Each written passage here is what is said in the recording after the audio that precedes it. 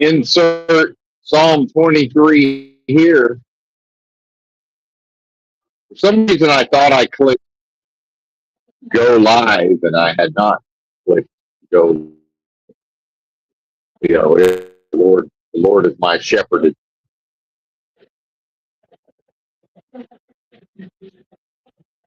Yes, sir.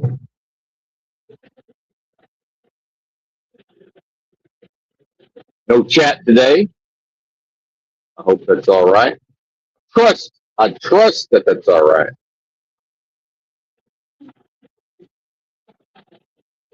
And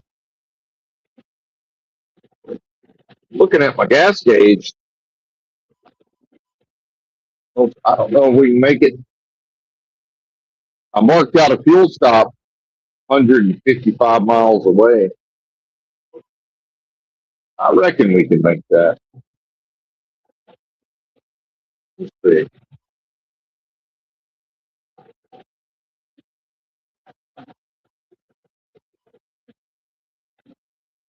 I guess I should have probably gotten fuel yesterday now that I think about it.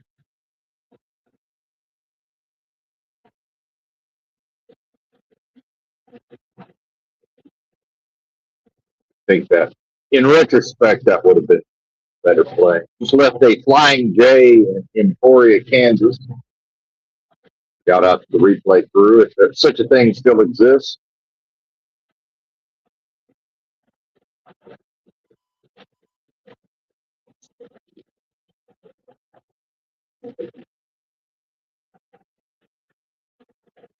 Finally bought a mirror so I can check out my teeth. I realized since I've gotten back on some of these tinctures, liquid supplement extract,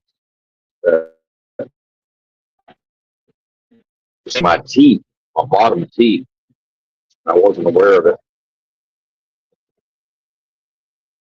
My two middle teeth, my two teeth closest to the middle on the bottom, the area where they meet up, it's like black. Damn, dude.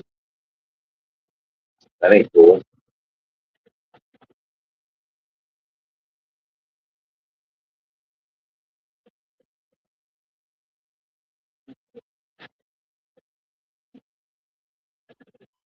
Oh, well.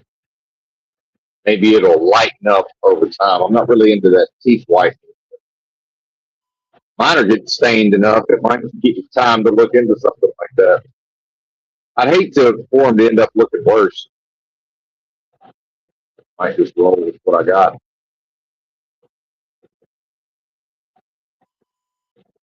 Dance with the one that brung you. Well,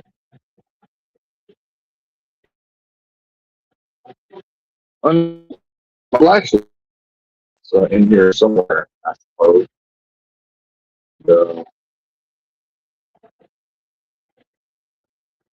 I don't know what it is. A little bit of pain in the upper back region I'm feeling this morning. Managed to use the restroom. Trying not to go TMI with it, but it's tied up in all of this, acceptance and grieving process, and realizing, I did like 4.5 hours yesterday morning, and at times, viewing this morning, sort of reviewing that portions of that 12 degrees now on the deck, was reviewing portions of that in my mind. What needs to be released as far as taking certain things way too seriously, as is my habit.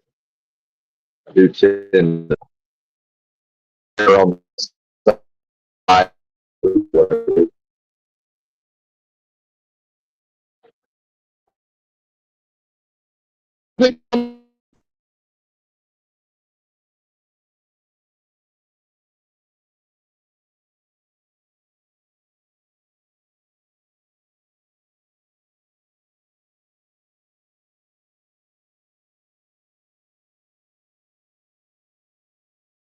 Through my channel or Drew's channel rig is to just everything's lost at a certain point. no matter what it is. It's like, well, I know it's here. Where is it? I don't know. Oh, there it is.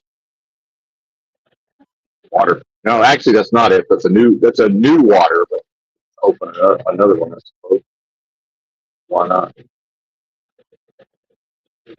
Go check the route. Make sure we're going the right way. After I take off, I realize that GPS is freaked out, giving me a different route.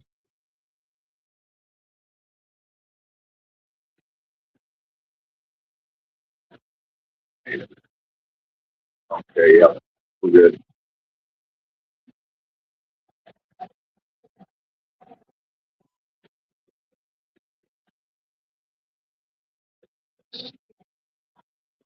I don't know that I have a cold, but something's going on. I think it's the heavy heater usage without any ventilation.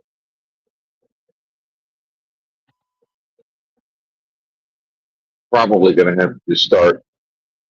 If it would ever actually get to be winter and cold, I mean, careful what you ask for, but I could always bundle up at night at bedtime, put on a bunch of layers, get in the sleeping bag under the covers, open the side vents, right? Crank the heater up and go to sleep.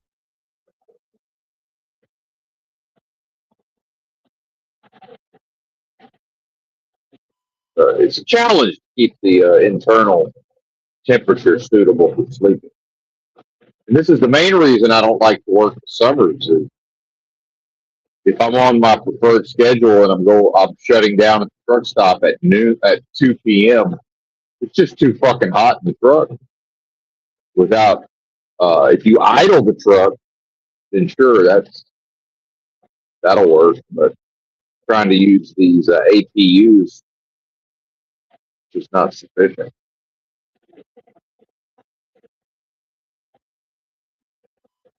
11 degrees. You have to watch the temperature gauge. Every once in a while you might see a big rig and they block part of the front air where the air goes into the engine, the radiator. Too much cooling. The engine not getting up to temperature. We're good for now. We had a viewer, they left. Yeah, my nerves are shot this morning. I'm feeling some of that is the fucking caffeine addiction. That's what I noticed with anything. Calm down, sir. Anything I develop a dependence with, addiction or dependence, I do tend to become quite dependent upon.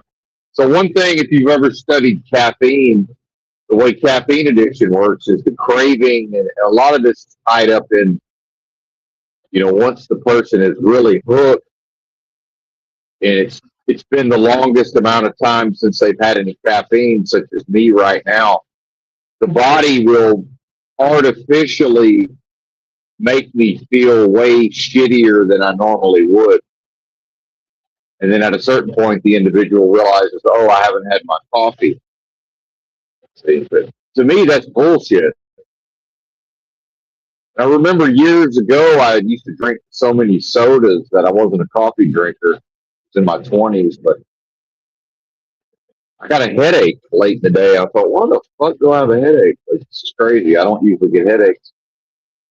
And I figured it out. I said, oh, drinking sodas, and I just got busy that day and did not hardly have any sodas. Dr. Pepper back then, if anybody's curious, regular old Dr. Pepper. And drank a lot of soda in my life. And it was like 7 o'clock at night, 10 o'clock at night. I stayed up later back then. And I just said, fuck it. I'm not drinking a soda so that I can not have a headache so I can go to bed. It's crazy. So upped it out, And that's when I really started to figure out how diabolical.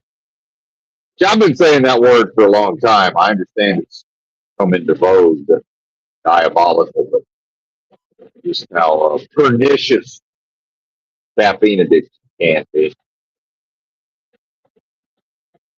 But back to and some of this I may have been talking about when I thought we were live, and we weren't, so bear with me. But back to the notion of it's really resentments around interpersonal issues, and it ties in with my own hypercritical at times nature. And I do tend to be very tolerant in my interpersonal relations, which I think is probably something that the Jehovah's Witness, which I was never a Jehovah's Witness, but my parents were, and I was raised up, in that context. But there's no need to attack it, or believe me, there's nothing you can say about it that I know it. I know everything I need to know about that. But I think some of this is being brainwashed and mind controlled from a very early age to present a specific, to interact with the general public in specific ways, to try to attract them into joining a cult, right? So I tend to let a lot of things slide that probably left to my own devices I wouldn't, but. And so I think what happens sometimes is that the resentment comes in, and it's like it seems to be like out of balance. Like why does he care? And yeah, after I let 100 things slide that I could be critical of, to find that one thing to latch onto. And interestingly, I think a lot of the times it's actually something that's holding the other person back. Maybe they've had some sort of growth in their own life, so called. And then, whatever this thing is that's bothering me, it seems so foolish from my perspective. It's like, how can this be the thing that they're hung up on, right? And then when you combine that with, in actuality, it's the realm spiritually attacking what I am, whether that's within them or not, it's attacking what I am, certainly,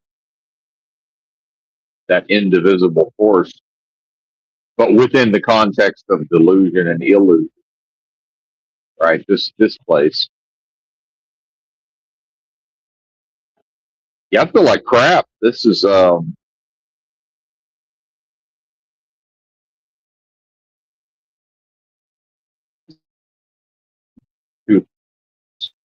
what I'm going through right now. Some of it is the caffeine, but that's not all of it.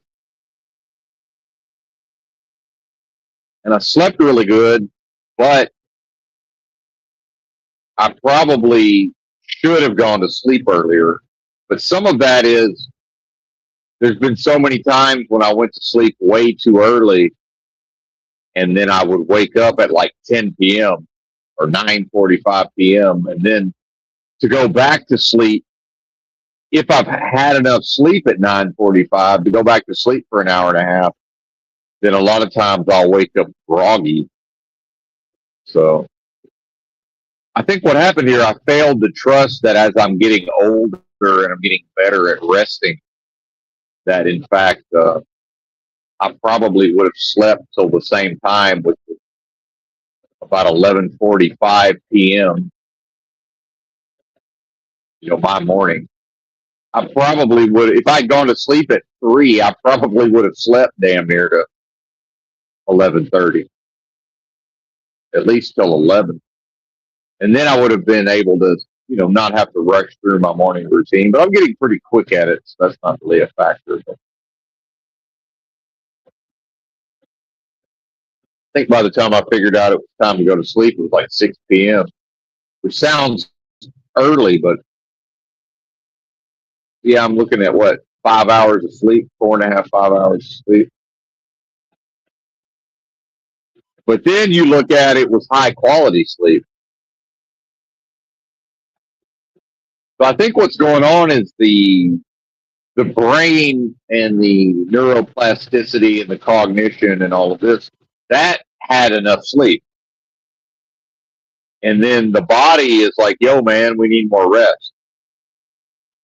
I'm pretty sure that's what's going on. And something else I'm learning is that as this lower bowel, colon, large intestine continues to heal, if it's morning time, if it's my morning and it's still nighttime for many of you listening, well, many of you listening, right?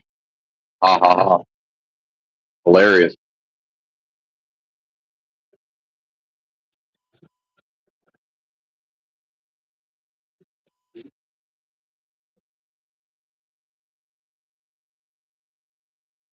That and again, I'm doing my best not to go TMI, but let's just assume, let's say some days I'm up to 2 movements a day, and the first one already happened.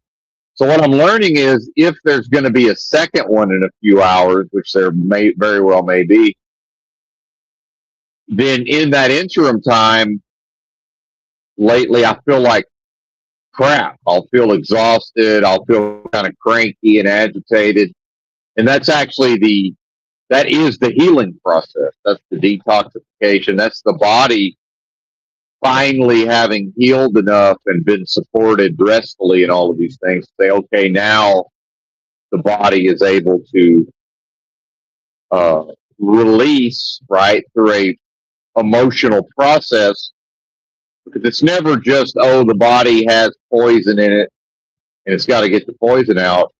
It's again mind, body, spirit.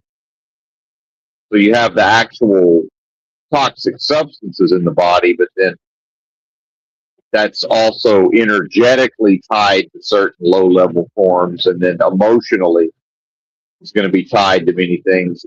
And generally, I can't speak for anybody but me, but it ends up tied up with a lot of subconscious or, you know, really like deep level, and again, probably tied to death and dying and decay and release and, you know, my own tendency to, again, the critical nature has to be tied up in attachment, because you can't have, it doesn't seem possible to me to have a very critical by nature person who's not also very attached, because, you know, the logical part of the brain that will see the things to critique, there still must be the emotional side of some sort of desire. See, and desire and attachment are tied up.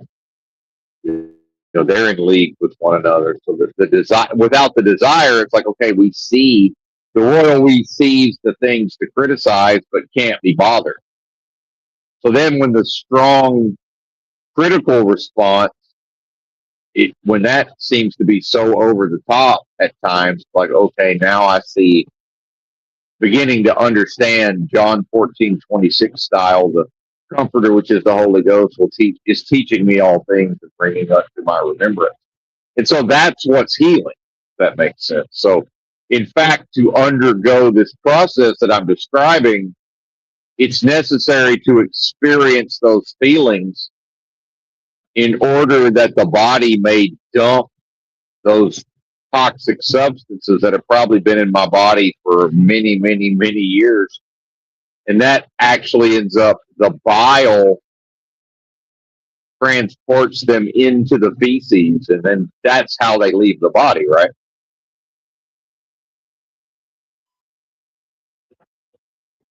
So that's going on. And so I'm having thoughts now of, maybe I've directed some of that criticism strongly, and harsh criticism is really harsh is the word. I've directed, harsh critique it's the direction of the criticism, right?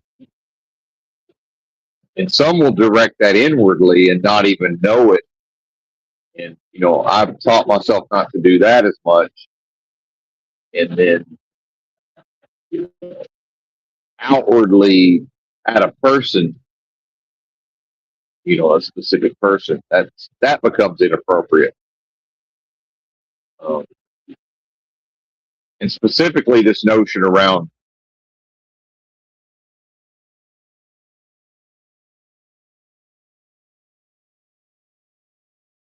dealings with women. And the reality is, I've learned from many, many, many, many, many years. And look, I'm not in any way unique here. A lot of fellas have had regular dealings with the ladies for decades now. Used to be more normal. But either way,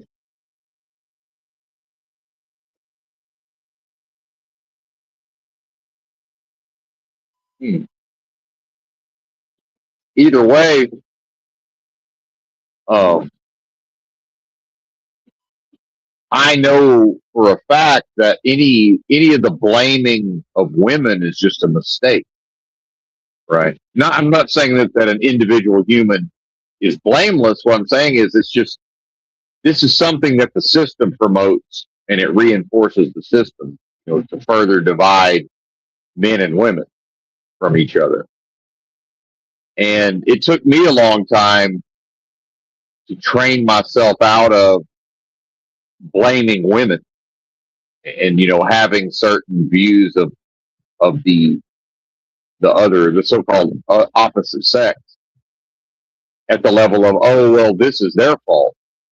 And it's the same thing as what I talked about yesterday, the total libtard death that a content creator in the so-called truth community has named one of his channels that I was subscribed to, so I'm pretty sure I know which channel it was that got the name changed. I believe it may have been Content Chaos, but either way, perhaps, definitely, maybe, but um,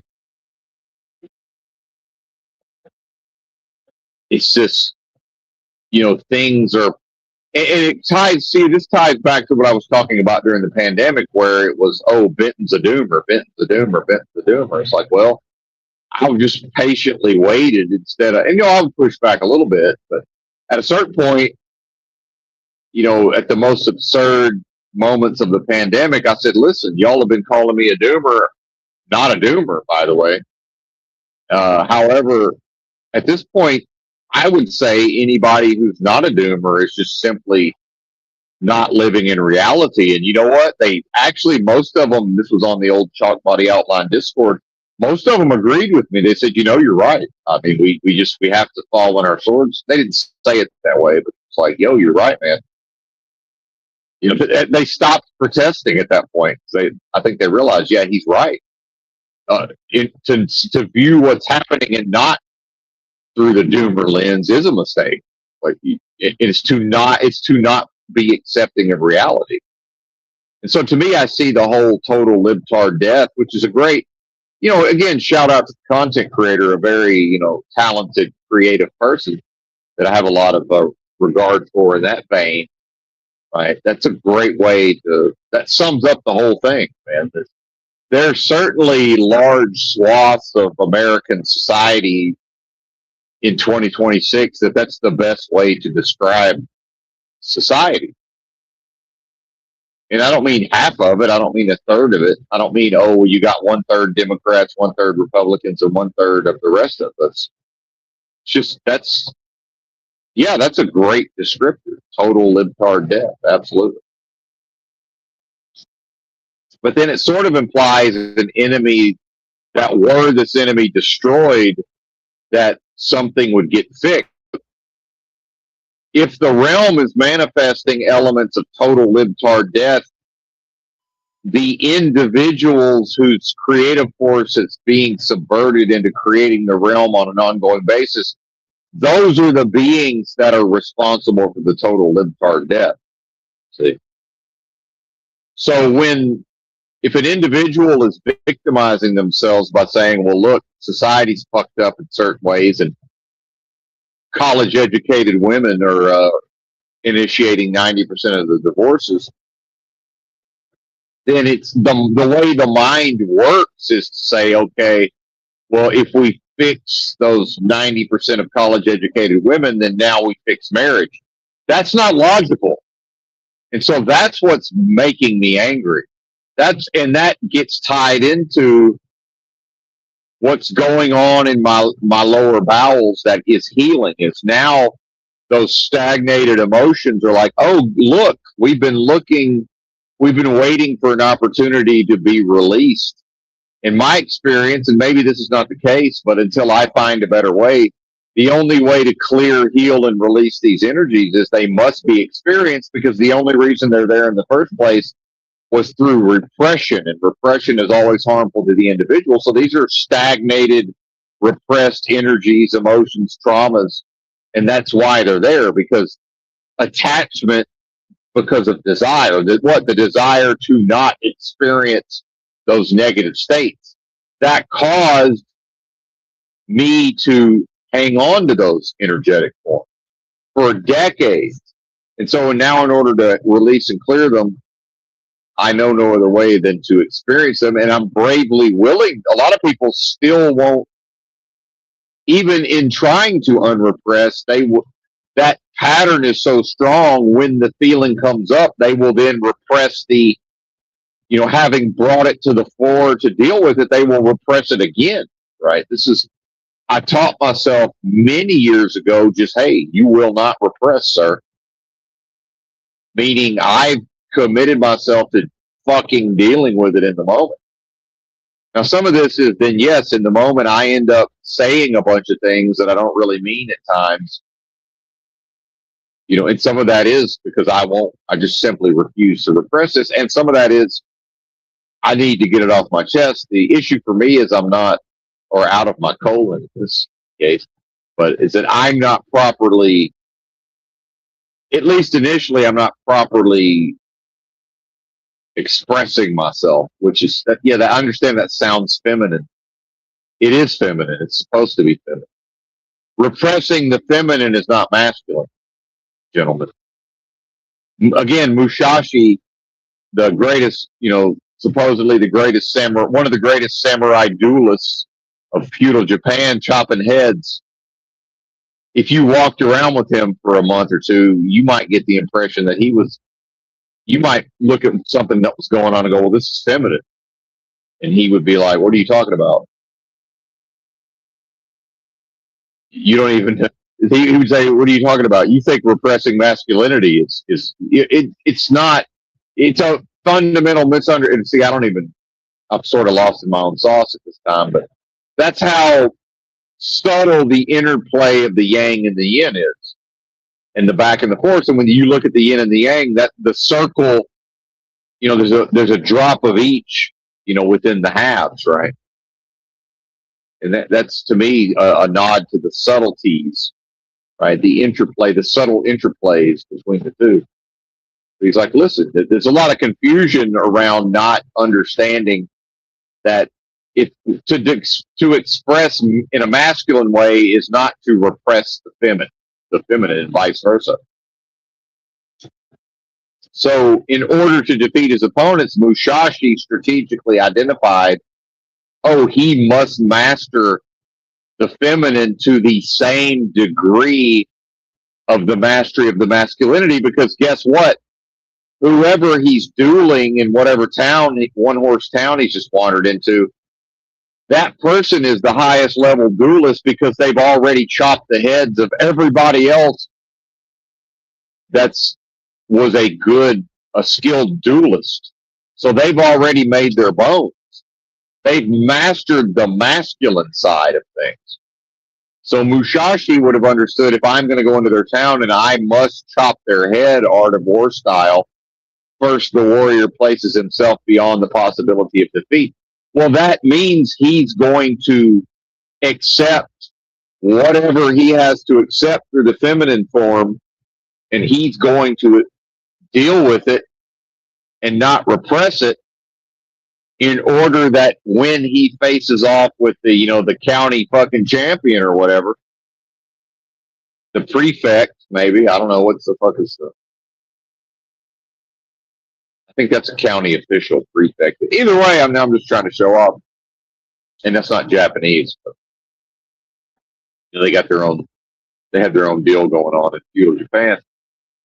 But see, Musashi would have already sussed this out ahead of time, because part of this is, or he would have had to avoid the duel. So, how much of this was he probably avoided certain opponents until he knew that his abilities rose to a certain level.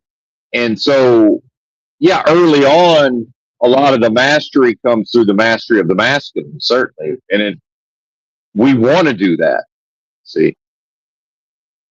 And then we don't want to work on the feminine. We don't want to learn how to not repress. We don't want to accept. We don't want to learn how to get out of our ways. We don't want to nurture, see? We don't. And that's the exact reason why. And again, I'm not creating a group. I'm speaking as this is a very thing tied up in men and manhood. It's an aversion to these things, and so men often, I've observed, they mistakenly, because they assign a relevance or a meaning to their own rejection of femininity within themselves, and it's tied into a preference. Oh, well, I don't want to. Yeah, but that's childish. Because if what I am is a warrior beyond defeat, I don't get to have a preference. Beyond defeat is a specific space, and if my preference doesn't travel to that area, the preference doesn't have a relevance. It doesn't have a meaning. So when I run into some masculine dude in Atlanta area who's an installer and goes to these places and fixes these commercial doors and all of this, when I rock up and I'm comfortable with the feminine aspects of myself, well, what is he more, what is his concern in interacting with me? He's detecting the feminine aspects, and it's inducing fear and distrust and discomfort, and it's based on what he's repressed and what he thinks in order to, and he was most likely culturally forced from a young age to performatively be in this like macho hyper masculine culture, for better or for worse. And yes, some of that is good, but it's like, yo, man. But so some of that it then becomes a rejection of Benton at the level of masculinity, which is sort of now we might run into the area of insult by sort of not understanding, oh, this guy's just as masculine as I am. And it's like, oh, I can show you that, sir, if you need me. I mean, like, sure, we can do that dance, but I'm 50 and he's 40, right? Like, number one, yeah, that's a younger man's game, and I remember what I was like at 40, but number two, like, yeah, if I need to, but,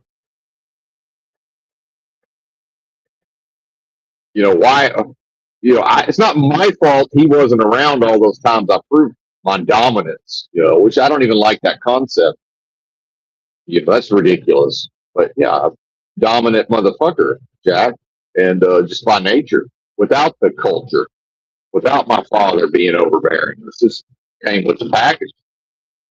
And it's like, yo, do I really need to prove to this bozo that I'm going to interact with for 20 minutes? And like, he's just going to he's just going to assume that, like, I got a mog and now he's mogging. Y'all know what that means? But why? For what? Just let Musashi wander around town for a little while.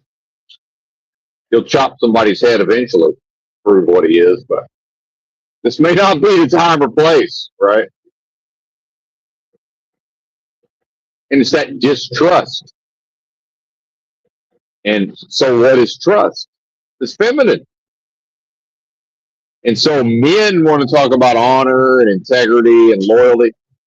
You're not getting all that without the feminine mother. Where trust has got to play a part. Well, the moment we're talking about trust, that's feminine, homie. We can continue to stick our chests out and beat our chests and punch each other in the face and whatever we're doing. And yeah, part of me likes it. Sure, I'm down, but maybe not the physical stuff quite so much. But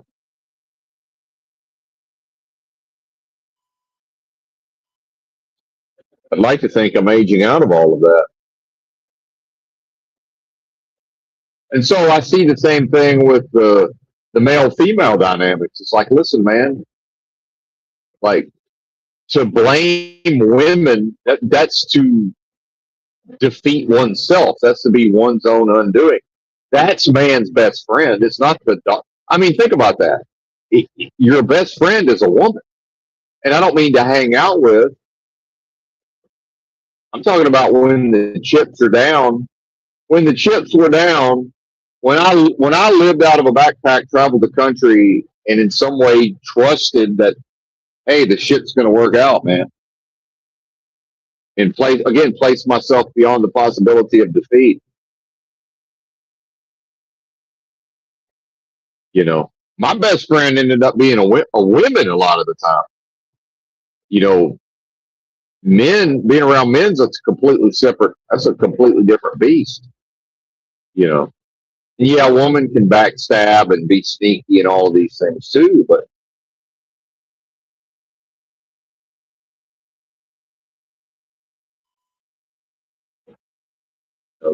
the amount of assistance and being there for a stranger that I got from women. The men, it was usually some creepy fucking weirdo trying to creep on me. And yeah, sometimes some of the women are creepy.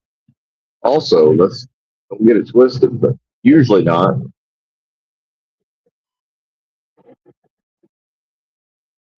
These psychologically disordered men trying to work something out, on the stranger, you know.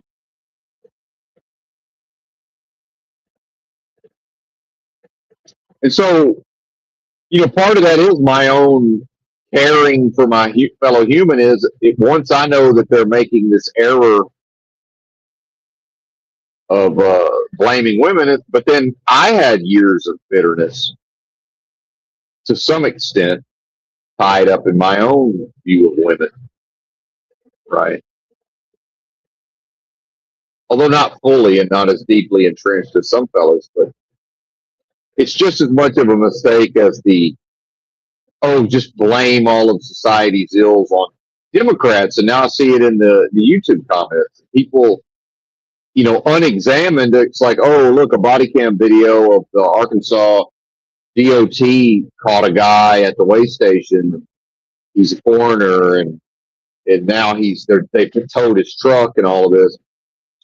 And then multiple comments, and I'm sure some of it's bots, some of it's the various agendas. I understand those aspects, but that quickly becomes a chicken or the egg. Like the actual humans will start to mimic that, even if they didn't come up with that idea. But it's like, oh, just don't vote Democrat or thanks Democrats. It's like these people are insane if they think that Democrats are the problem, right? Just like women, that's insane to think that the problem is college educated women. Okay, let's just do a thought experiment. Now there's just no college educated women in society in a vacuum. Okay, what does that do to marriage? Right. Does that fix divorce? Does that ensure that the next woman I meet, now that I know she's not college educated and all of this, that I can marry her and won't have to worry about her initiating a divorce? So really, let's bottom line it, man. What we're talking about is a man. Most men want to go out into the workforce, bust their ass, prove themselves every day, accrue a bunch of assets, and share it with a woman and some children. That's what the man wants to do. Well, guess what? Who cares? That's you. That's what you want to do. If I ain't talking to you, I ain't talking to you. That's what you want to do. That has nothing to do with her and what she might want to do. Her body wants to have some children, and her feminine aspects wants to nurture, right? Her as a human, who the fuck knows? And then we haven't even discussed the mind control, the indoctrination, societal expectations, status quo, social contract, conformity to peer groups, influence, persuasion, marketing, advertising. Do you not see this is fraught with peril at every step?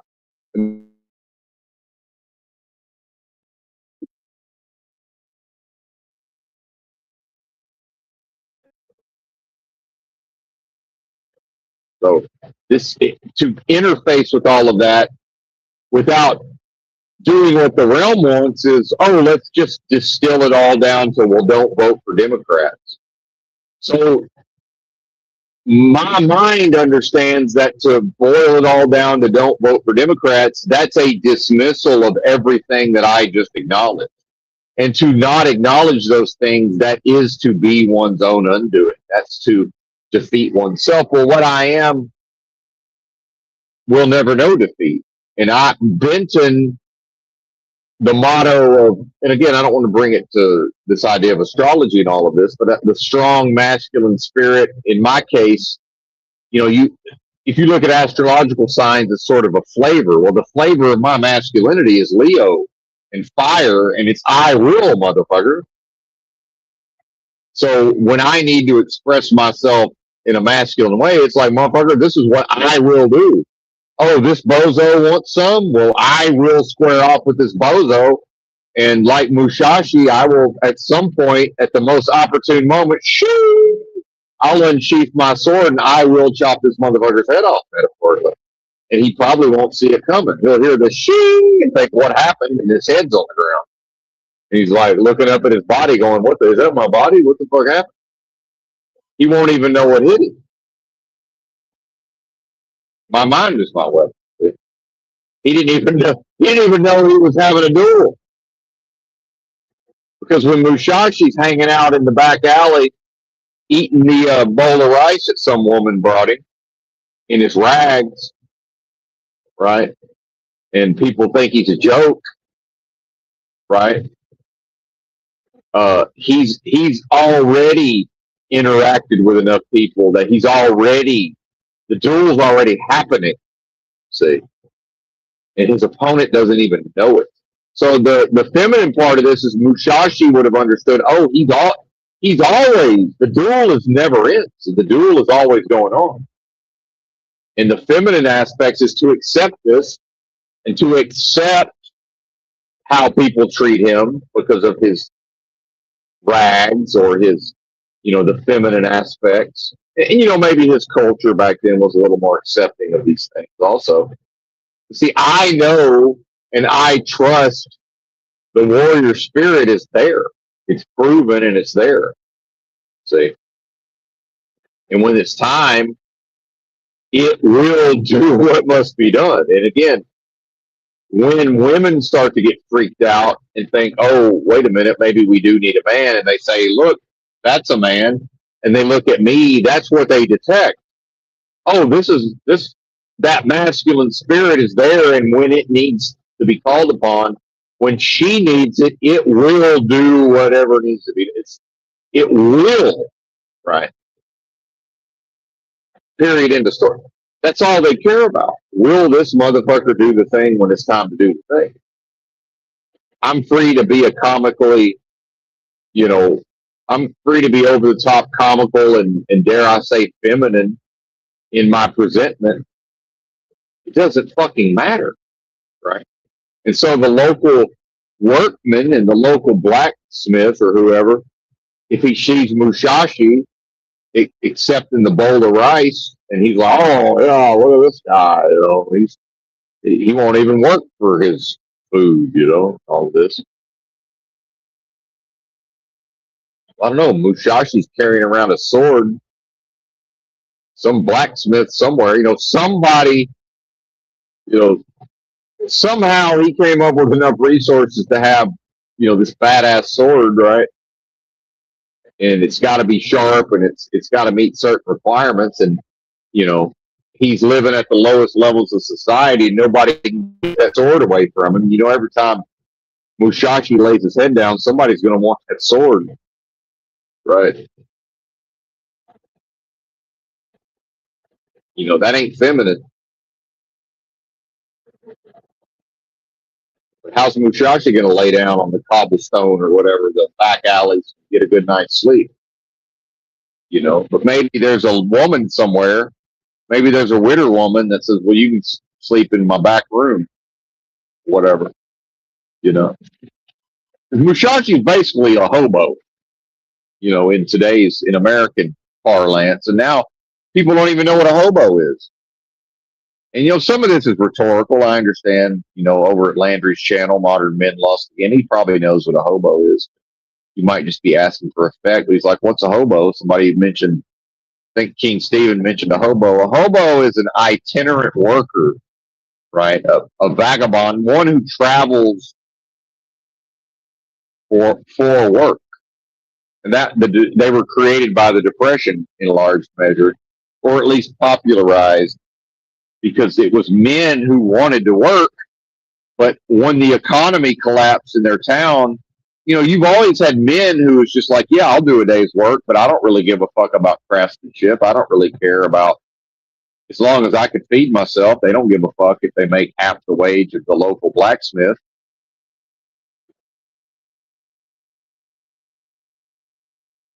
Well, now that work ain't available and it becomes very competitive. Okay, well, ride the rails, go town to town, blow into town, and just, hey, whatever work is available is probably what the local people don't want to do.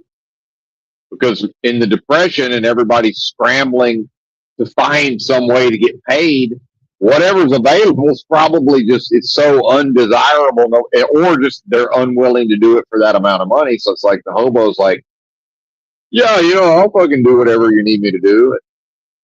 Maybe some widow woman, again, needs 2 hours of wood chopping, and then it's, okay, here's your meal, and you could sleep in the fucking outbuilding or whatever, out back. It's going to be cold tonight, so, you know, you might, whatever is around, you know, I don't know what they used for heat back then. Don't burn the fucking building. She'd just basically be like, don't burn the building down. You know, you figure it out. And so to the hobo, that's attractive versus what amount of money a local person might want to do 2 hours of wood chopping for the widow woman. It's all comes back to economic and business transactions. See, the hobo travels around and does, you know, more or less whatever work is available. But then they will say no at times. You know, the farmer might be trying to take advantage, or certain men, not women typically, although it could be a woman. But some of the men might try to take advantage, be a little demanding. Try to take a little too much.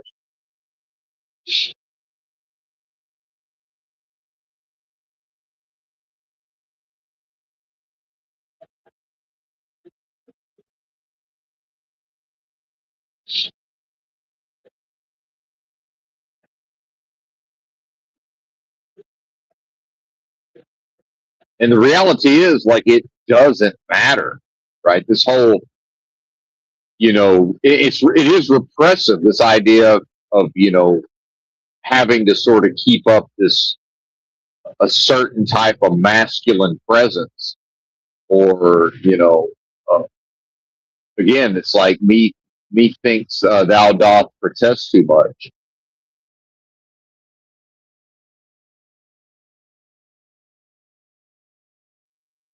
It's like, why? I know exactly who and what I am. You know, why do I need to be concerned about, you know, am I coming across the proper type of way to these folks? It shouldn't matter, you know. But again, back to the ideas of, you know, blaming the libtard death, or blaming the you know, the person who's tied up in their own resentments around women. It's like, listen, man, you know. So for my lesson is to accept that this is how people are. It's how I was in my lesser evolved version, and try to find something or someone to blame, and then the mind wants to say, okay, now that the problem has been identified, it's not simple, but problem solving would say, okay, resolve the thing that seemingly has caused the issue, and now the issue is fixed. It's like, well, no, it's not, because there's always circumstance. So to resolve the present set of circumstances, they get replaced by a new set of circumstances. That's how that works. So there's never not circumstance. Now, what I would say would be more effective is for men to figure out how to do better within themselves at the level of, even if it's college educated women, initiating the majority of divorces, the overwhelming majority of divorces. But then, okay, what about how these other women, that many of whom are married, although that's less and less over time? And then we also need to look at, well, who's actually getting married? Who's gotten married within the past generation, and who's getting married today, right? And for what reasons? Got one trying to settle in back there. You ain't settling in back there, Bubba. Why am I going 58? You caught me at 68. Why are we both going slower than that speed now? I'm going 50 motherfucking 9. Why don't they understand that to do anything other than immediately pass me is fucking creepy? Like, why don't they know that? Well, because they're on the phone. And most likely their adaptive cruise control caught me, slowed their vehicle down, and they're not aware of this. So now I'm going 62, and they're up in front of me going about 64. This is just what people are. They've degenerated into this. So now I'll go 55. So maybe they'll, and they're going about 60.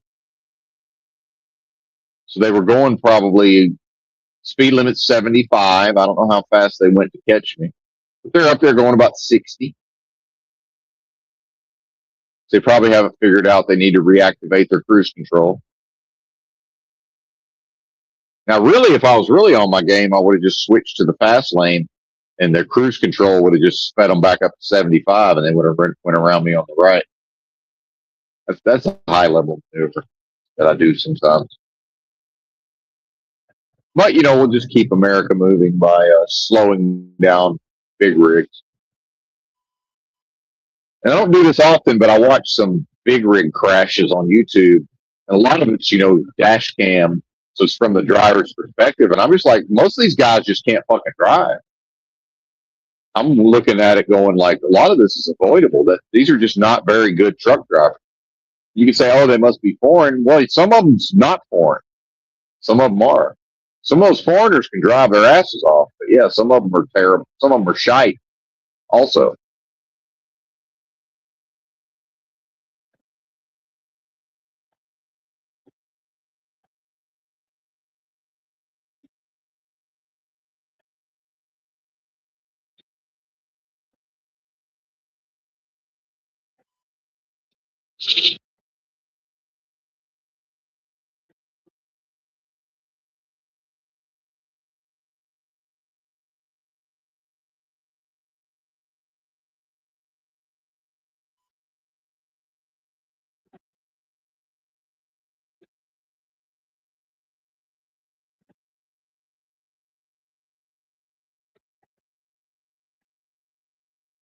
Unfortunately, that car,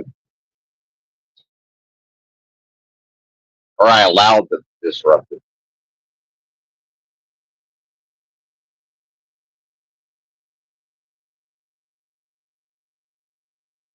Oh, well.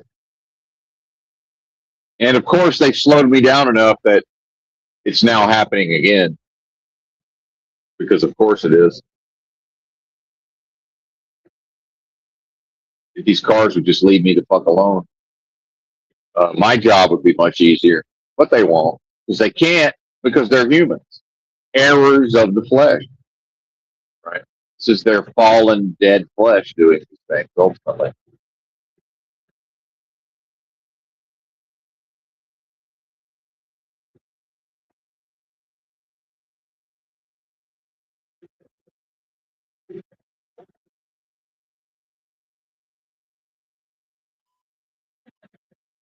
So back to the what I'm talking about with the masculine spirit and mind manifesting, fire element, Leo astrology sign, fixed instead of mutable, right?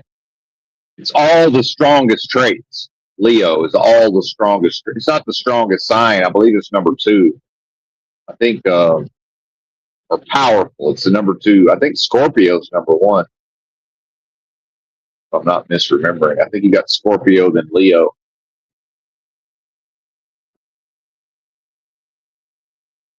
I think. Or most dominant, maybe. I'd have to look that up. I forget which, but it's all the best in a way. Then that comes with some detriments also. But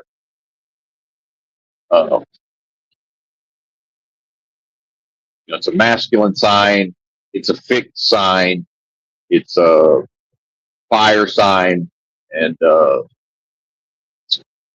cardinal and something else I forget. But cardinal versus whatever the other one is would be considered more stronger, basically.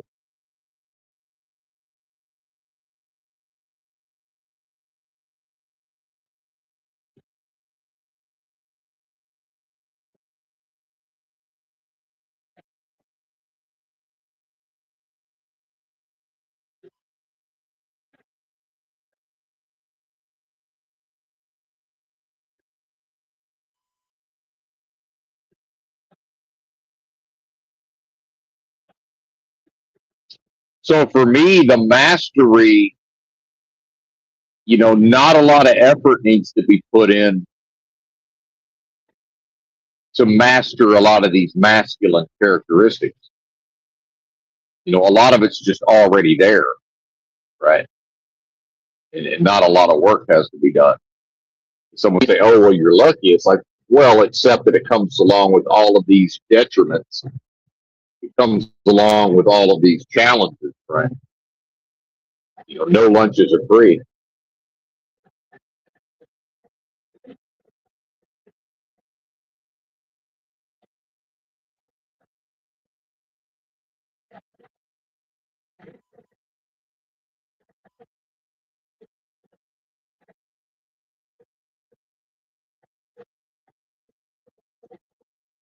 So some of that is, my own ability to commit to a course of action and to see it through and to rise above and to not be defeated. So, and I know people probably tire of the basketball talk, but, I don't know that insecure is the proper term. I was very self conscious as a child and a young person. But then you get into the performative aspects and the assertion and the dominance and all of this. And I've talked about before when it comes to bullying. So I have a personality it just can't tolerate being bullied or dominated and all this stuff. So I'm not able to, at a certain point, it's just like with my own dad, it's like, well, this one, he just got to kill me, right? Like, he's just going to have to beat me into unconsciousness at a certain point. And we didn't have any physical fights. It's just like, yo, man, at a certain point, it's like, what's he going to be willing to do to me physically? Because I'm not, I'm not putting up with any more of this. That's my personality. That's just in my spirit, and the cut off my nose, spite my face, and I don't give a fuck. It's like, this is what we're doing, and I don't give a fuck what y'all. That's your problem, partner. I've always had that, even if I didn't understand it. But again, like, we all kind of have our natural gifts, and then we have our things that are lacking. But at a certain point, I just liked basketball, like, intellectually, and boys are into activities. I just liked basketball, and I understood that the family tradition and reputation was tied up in football, but it's not like my grandfather was an all conference. He's all conference in basketball with the Razorbacks. He's also a good basketball player. And my uncles famously, were really good at basketball. Even my dad was pretty decent apparently, but he's, again, the main sport was football. I've never heard anything about my uncles playing football. I wonder why that. They probably didn't let them. Looking back, you know what? They probably weren't even allowed to play football. Now that I think about it, which I know that sounds insane, but probably the case. They probably just didn't let them. Wouldn't have been able to stop them though. So I guess maybe they just meant to let the other children live, right? These fucking monsters. But either way,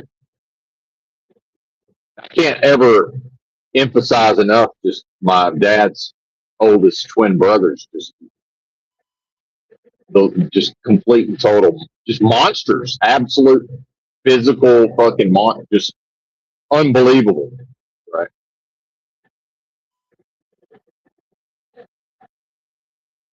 It's like Ray Lewis. You know, if you imagine Ray Lewis in the NFL, it's like, but it was the 1960s, and they're taller and broader than Ray Lewis, but they're pretty much same level of athleticism and probably stronger. Right? But Ray Lewis was a genius. Nobody rises to that level of football without being some sort of a genius. Like my uncles were not. They were fucking bozo head cases, mentally ill bozo head cases, right?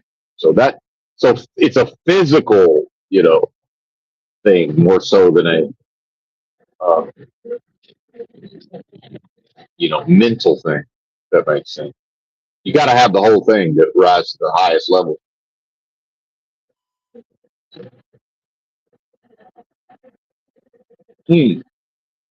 So when Benton, I just decided, okay, I will become good at basketball. I didn't stop to consider like, hey man, you're small. When I started this, I was smallest boy in school till about ninth grade. So I was I was a small dude. And so just even I didn't, the notion of, oh, I'm just decided I'm going to get good at basketball. It's like, what are you talking about?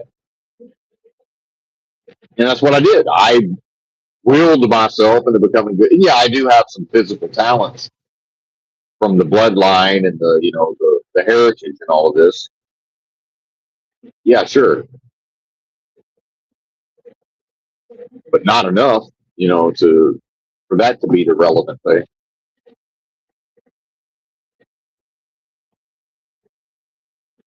And see, that's a mentality. I decided this is what we're doing, and we did it. Same thing with the truck driving. I decided, okay, I'm going to go stay at the Salvation Army. They're like, hey, do you want a job? Yeah, sure. Before I was never open to a job. And then they're like, hey, we got a Goodwill caseworker. He's here once a week. Do you want to meet with him? Yeah, maybe you can get some training. Oh, yeah, I want to get a CDL and drive a truck. This was all in the back of my mind, but I committed myself. I started saying yes to these things. And once I made my mind up, nothing could stop me. I could not be discouraged. Because I was a warrior who placed himself beyond the possibility of defeat. I would not even entertain the notion of defeat. So after like 2 months of the Goodwill caseworker telling me I was going to be in the next CDL class, I went and met with him and said, hey man, listen, I don't know what you got going on. I can tell there's something bothering you. You've got some issue in your life. I don't know what it is. It's none of my business, but This is what I'm going to do. You're going to put me in the next CDL class, or I'm going to find out who you work for, and I'm going straight to them. So you decide what are you going to do. I said, listen, man, I respect the fact that I can tell you're going through something. I feel for you. I don't know what it is, right? Meanwhile, I'm homeless, living in a homeless shelter. For fuck's sake, I didn't say any of that, but it's like, I'm dealing with whatever I'm dealing with. I said, when the next CDL class rolls around, if you haven't put me in it, I'm going down to Goodwill. I will find out who pays you 50. He made 50 grand a year probably doing this. Former police officer. I said, I'm going to find out who your boss is, and I'm going to tell them that you're not doing your job, more or less. So, you make the call, and guess what? Surprise, surprise. Guess who's in this next CDL class? By the way, that's one of the most masculine things there is. I went man to man, sat across from the guy, and said, "Hey, man, this is what it is. I'm not here to boss you around or tell you what to do or get angry with you. You're going to do whatever you're going to do. I'm telling you what I'm finna do. And there ain't going to be no, oh, well, he has this excuse and that excuse. I don't give a fuck. I'm going to your boss, partner. This is your warning. Meanwhile, I gave you 2 months to figure this shit out. And some would say, well, that's not your place to do that. I said, this motherfucker's getting paid 50 G's a year before the recent inflation. This was 2018, maybe more. This is Austin, Texas. He's probably making 50 to 60 G's a year to not do his job. And so when people say, oh, the Democrats. Well, I fucking sat across the table from somebody y'all might say is a Democrat. I looked him in his fucking eyes and said, this is what you're going to do, partner. Because you can't just blame Democrats. You got to blame whatever's inside of you that lets them get away with it. Because I might agree with you. Yeah, it's Democrats fucking run wild. The Democrats are running amok, sure. You're letting them run amok. This guy, if he's not doing his job with me, he's also not doing his job with other people. Or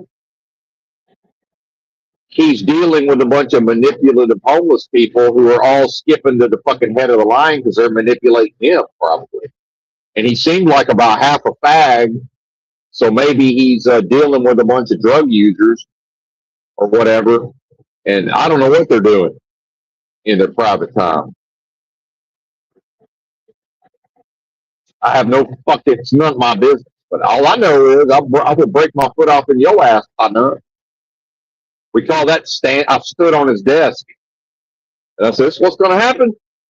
I wasn't mad at him, and I was as compassionate as I could be. But y'all know how I am. I talk to him just like this. And I looked him in the, I gave him a certain look. This is what's going to happen. And a month from now or whatever, 2 weeks from now, whatever you have to say, I don't give a fuck. I'm going to ask if you're going to put me in that class, or I'm finding out who your boss is. And part of this is he has to believe me, and he has to, in his mind, go, well, shit, I shirked my duty. My boss knows it. And how's it going to look on me when this homeless motherfucker, who absolutely knows how to express himself and is responsible and is not a criminal and all these things, and who probably would make a good trucker, he knows he's not going to be able to explain himself. So surprise, surprise, I'm in the next class, which really he just had to say no to one of these other bozos that was, manipulating him. He just had to say, oh, man, I just can't, it's my job. He had to be able to bring it back to, man, I would love to, but my job's on the line. I had to make it that serious for him. See, because I wasn't going to be defeated. I was committed, and this is what we're doing. And it's like, yo, man, I'm committed at this point. I'm going to have to go to plan B. I know that you guys will send me to CDL school.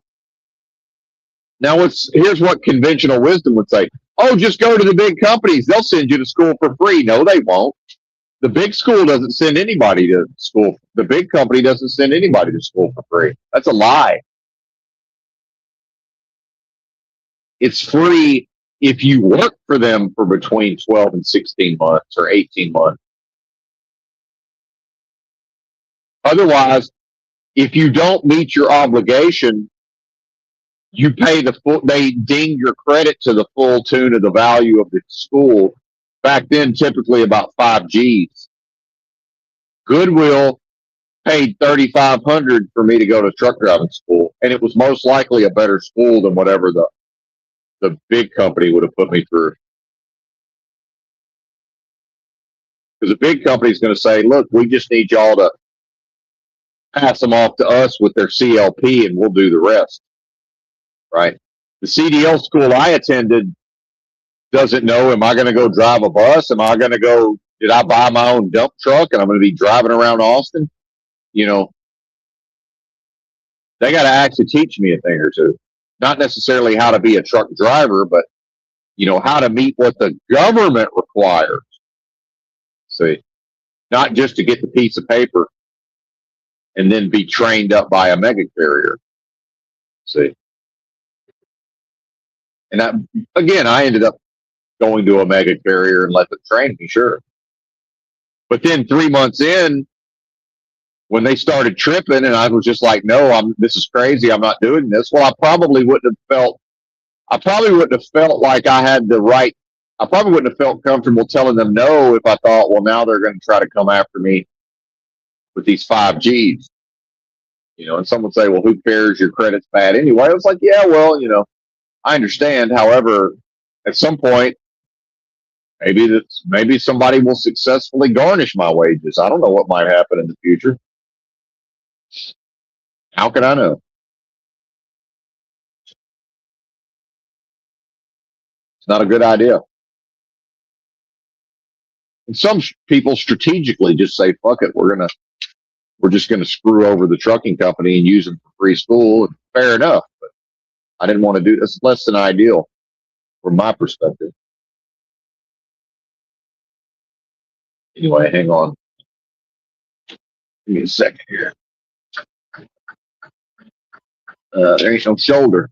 Yeah, there is. Just shoulder. Right chair.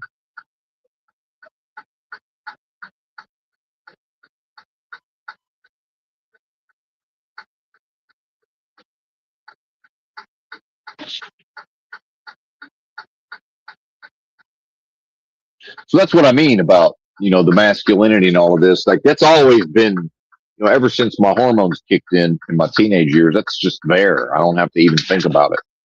And so, you know, early on in this, you know, spiritual journey that started maybe my early to mid 30s, and I was always curious about certain, you know, occult topics or esoteric or the hidden, the subconscious. You know, I always had an interest in all of that from an early age, but you know, I figured out pretty quick that there's not a lot of meat on the bone of masculine development here. So what's left? Well, the feminine aspects. Well, I don't want to develop the feminine aspects. Well, sir, you're the warrior that's placed himself beyond the possibility of defeat, and defeat, you know, which means victory, and victory doesn't want to hear about your preference. Victory is committed to a course of victory. It doesn't give a flying fuck what you prefer, sir. Meanwhile, that's not feminine. That's a lack of masculinity. When the masculine being, in avoiding defeat and embracing victory, starts to talk about their preferences, that's what people would say is feminine, but it's actually not feminine, because that's an insult to femininity. It's to lack masculinity, because it's very masculine to just say, yeah, that's a preference. That's only important to you, bozo. I'm victory. What I am is the victory. Why are you telling me about your preference? And that's childish. That's also childish. So, you know, it was facing a lot of these things about myself in overcoming them.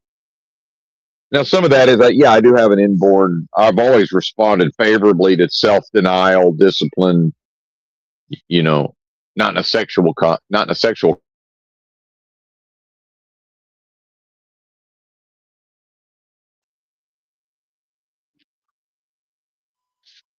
Mm, and self-flagellation, right?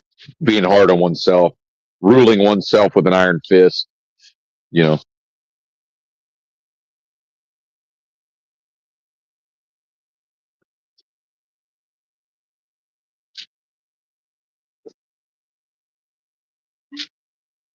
so back to the basketball, I had to be able to get on the motherfucking court. So I started at the absolute bottom of all of this. You couldn't have started any. Again, I'm only talking about pickup basketball. I never played, on the high school team or anything. And stylistically, and my attitude was so bad, even if I had tried, it never would have worked. There's no fucking way. Our high school coach thought he was Bobby Knight, which is hilarious because he had this.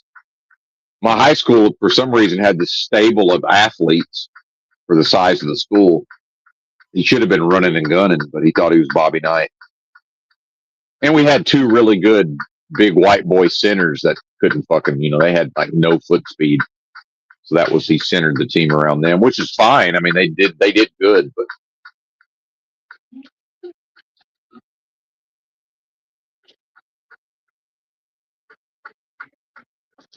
we had a 6'2", broad-shouldered, strong white boy point guard who was more athletic than me.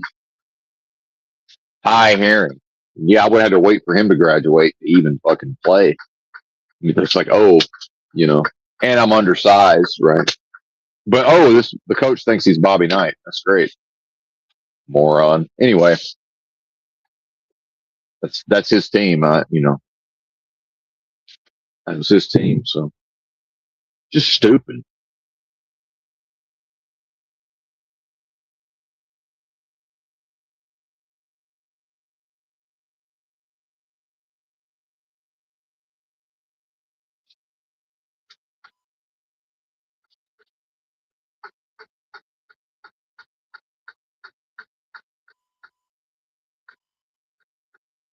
Anyway, I played pickup ball and we ran up and down the court, 4-on-4 short court, running. This was the early 90s, UNLV, Loyola Marymount. There's a lot of Razorbacks were running gun. It was still kind of a new thing. Houston Cougars, I think, they were a big run and gun team. There's a lot of run and guns becoming a thing. Of course, so that's what, playing for fun, recreationally, you want to run and gun. So hell, I had to get into the fucking game. So there was a playground in my neighborhood. So I was guaranteed to get to play the first game only because I could physically beat everybody to the court. It's just, they had to, get out of school and drive from, the center of town to the outskirts. Well, I was already there. But, initially I didn't have so I was so much of a weak spot that it's going to make it difficult for my team to win the first game, and winner keeps the court. And then, so if we lose the first game, I got to try to get involved in politicking to even get somebody to pick me, and just wait for it to be my turn to have next. Right. And that's when I worked on did my drills off to the side on one of the side goals. So I'd use that time to do my basketball drills that I learned from a Larry Bird basketball book that we had at our local library, school library, actually. Drilled those every day. And so I recognized pretty early on, well, nobody wants to play any defense, but I don't have the offensive skills to take advantage of the fact that they're not really guarding me in the first place, because everybody's just waiting for their turn to run down the court and shoot, try to make a layup or whatever. And if I commit myself to playing defense and rebounding, then that will drastically increase the likelihood in the short term of whatever team I'm playing with. It will make it much more likely that they can actually win the game or get it, close enough at the end. Maybe we can pull some shit out of our ass, right?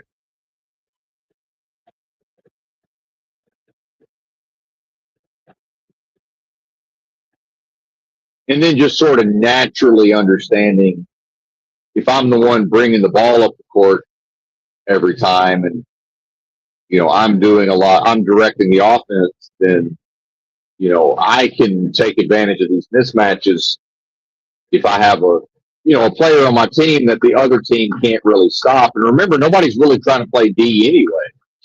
But it's like, the more I can feed the ball to those guys, right? It's all about, so this is a team aspect, but it's all about Benton is trying to stay on the court because pretty much everybody's better at basketball than me at the time. So the more time I'm able to play against what is better competition, the better I get. See, it's very self-serving, but it's supposed to be self-serving.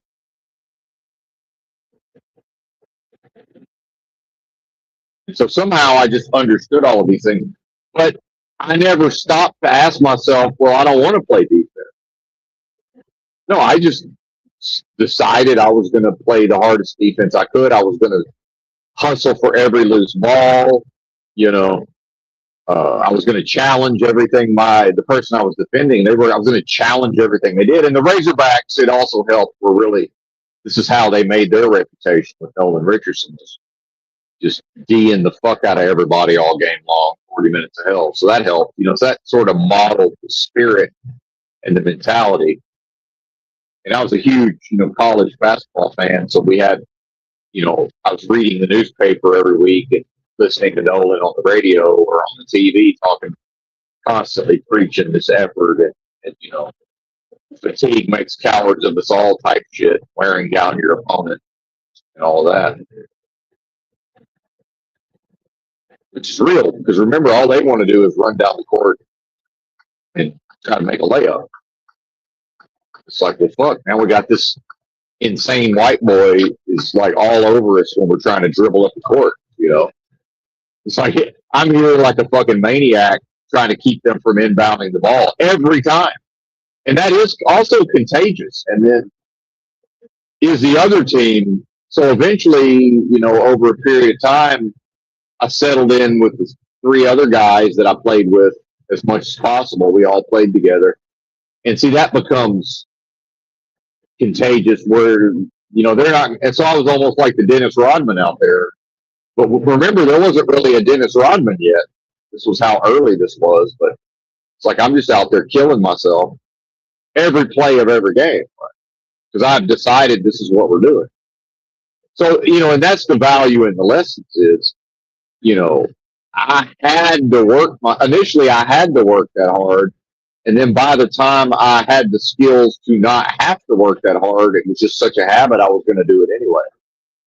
And so fast forward to my freshman year of college, and I'd go to the Hyper, the intramural indoor courts, and there was this real cocky white guy who I think he was a trainer with the team, with the Razorbacks, which all that means is they let him walk on.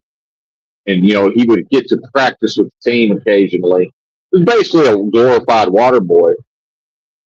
Not that there's anything wrong with that, but so he just assumed he's better at basketball than me. Well, I was way better. I mean, it wasn't even close. I was so much better than this guy, but so it was hilarious, man, because he was wanting to, you could tell he was wanting to go mano-a-mano with me, but we finally got in the game and we were guarding each other, and the very first time he inbounded the ball and I was standing there, at the end line, he threw a double-handed pass over his head and I just jumped straight up and just caught it with my midsection and wrapped both my hands around it, came down and was underneath my goal. right? Just, and just the look on his face. Because, he'd been talking shit the whole time. I'm not a huge shit talker, but I got a mouth on me. Right. Like, don't threaten me with a good time. I tend to shut the fuck up and get the job done. And then I'll talk some shit. Right. I didn't really have nothing to say to him before we faced off with each other, because it's like, well, I haven't done anything. So it's really nothing for me to say other than, well, I'm looking forward to that. Yeah, I'm looking forward to it. All right, man. Yeah. All right. Okay. Yeah. Can't wait. Let's do it.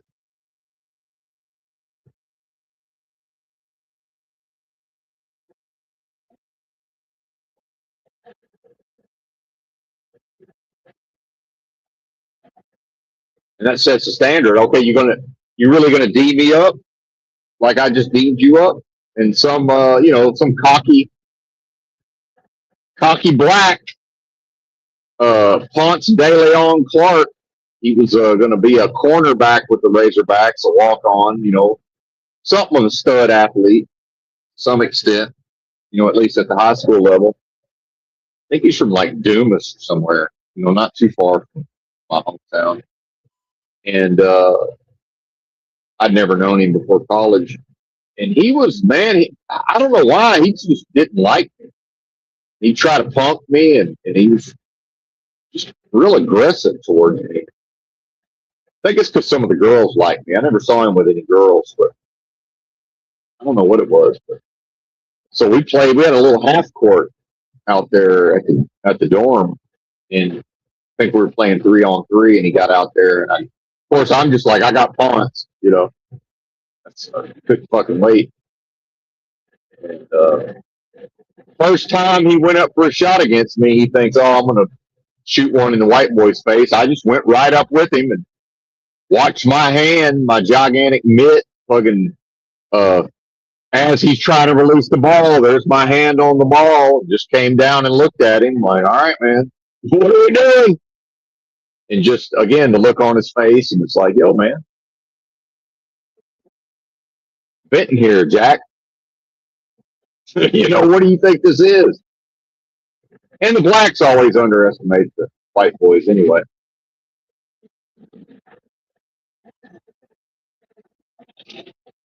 That's all I did. I sent enough of a message there. That was good enough for me.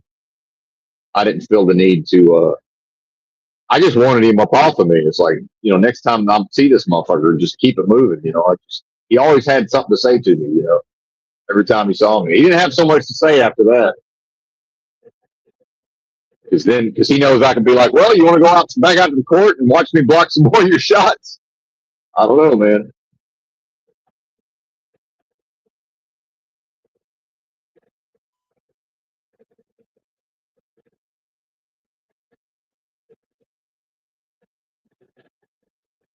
Again, that's the I will masculine dominant spirit.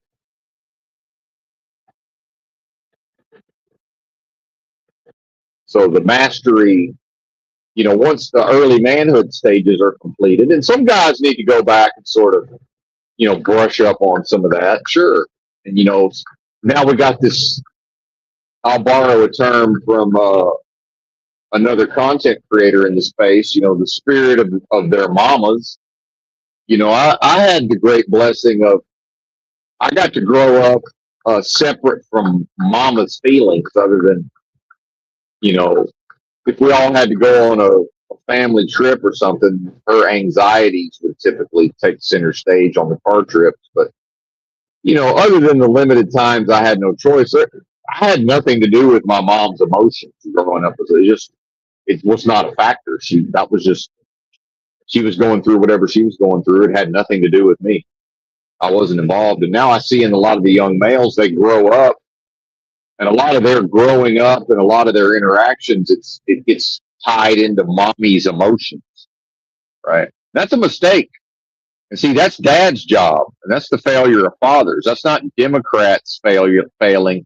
That's not total libtards death failing. That's anybody who thinks they're conservative and MAGA and this masculine strong thing.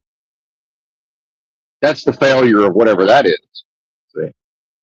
Ain't no son of mine going to be a mama's boy. Ain't no son of mine going to be tied up in mommy's feelings.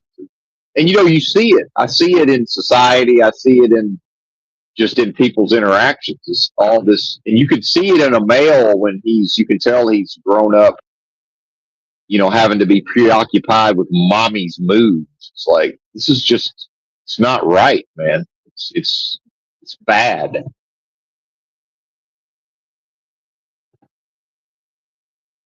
It's bad for him. It's bad for everybody.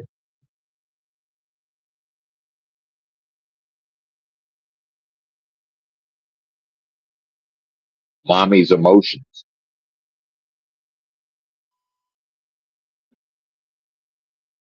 And so when you remove the masculine expression in a male, but then you've got the ever present consideration of the feminine and what the feminine may desire, well, now we're in big trouble.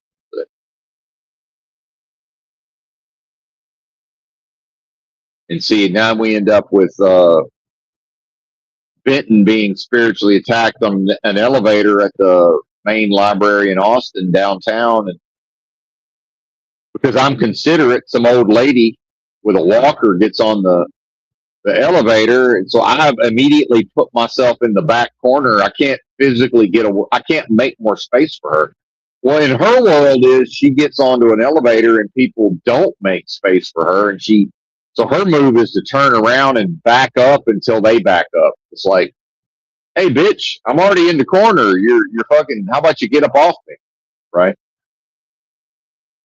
Which is more or less how I conveyed this. Because at first I'm just kind of like, more or less like, hey, I'm over here, right? So it's like, yeah, I turned the other cheek, but this bitch just had a problem, man. An old lady. So something was wrong, right? Something was wrong with her emotionally. And now it's like, oh, here's an opportunity to be aggressive. Well, I ain't the one, bitch. I don't give a fuck who you are. I don't care what you look like. I don't care that you're in a walker. You ain't taking nothing out on me. Because I remember, I got a part of my personality. It cannot accept this. It won't accept it. And so I'm like, hey, you got to knock this off, lady. I don't know what to tell you. You're going to have to move up and get off me a little bit. You have to give me some space back here. So now we got millennials in their 20s, but this is years ago now. Now they're activated because why? Because they grew up with mommy's emotions. And now mommy's, it's grandmommy is here in her walker and her emotions because the only thing that can go wrong in their world is mommy's emotions can cause them problems, but neither one of them had a strong father. So the strong masculine presence, well, remember, mommy's emotions has raised them up to where, well, that's ridiculous. That's wrong. It's toxic masculinity, right? It needs to be dealt with. It can't be taken seriously. They grew up with a lifetime of TV commercials that made fun of how ridiculous fatherhood is as a concept. And, oh, look at the bumbling oaf dad. Instead of calling the professionals, he thought he could climb up on a ladder and deal with the fucking bee infestation. Now the next thing you know, he's got a beehive on his head and he's rolling around in the backyard. Like, they really believe all of this on some level. Right.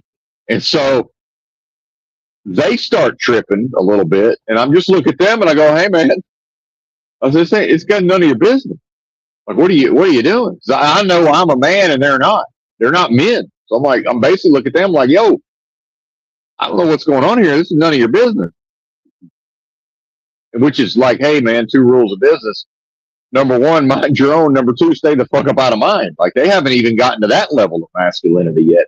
And so that's why they're not men, because if they were men, I could just look at them and be like, oh, have you forgotten the 2 rules of business? And they're like, oh, you're right. My bad. Sorry, sir, I forgot the 2 rules of business. I'll go right back to minding my own. Thank you. Thank you for the reminder. That's the masculine spirit. They don't have this. Now, maybe it's in them somewhere and they've never been allowed to uncover and express it.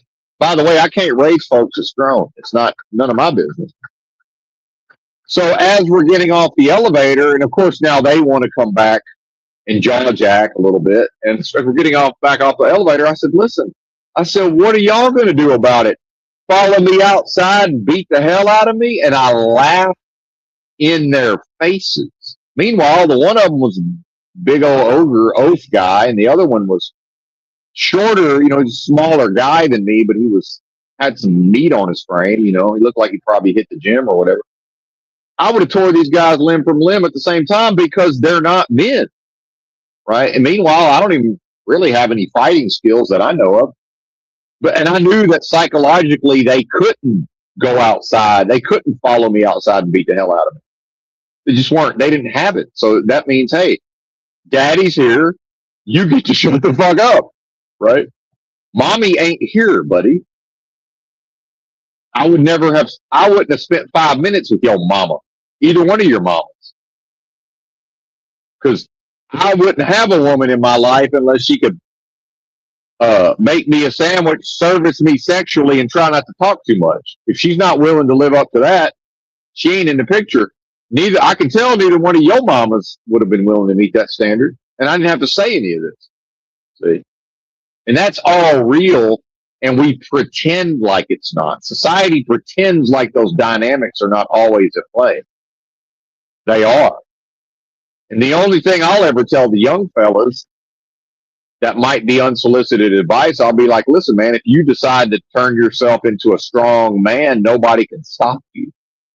Because in fact, that's the expression of what they are as a human within the dead flesh, right? It's in there somewhere. And societies decide. In the past, society wanted to bring it out and support it, but then subvert it into serving the system. Now society and Moloch's machine and industrial and post-industrial society in the West and in America have moved on to other phases beyond in the progression of whatever society has decided to achieve. And it's no longer fostering and pushing to the fore those masculine aspects. It's now subverting and undoing and repressing those, and a common form of which is, let's just send it to prison, right? And then when you look at crime and drugs and gangs and all of this, well, a lot of that serves the system by removing a lot of dominant masculinity. It just gets removed from society very early. Somebody who's studied violent crime and, has risen to a doctorate level, sociologically and all of this, and studied anthropology and all of these things, will tell you, if you could just remove all males age 15 to about 30 from society, you now remove almost all violent crime, just disappears. And so in some ways, society does put a large portion of that group in the penitentiary. And then some proportion kill each other, or, in the case of just wild males historically, they die in four-wheeler accidents, motorcycle accidents, car accidents, drink themselves to death right out of the gate. The various ways that young males find to, Darwin awards themselves.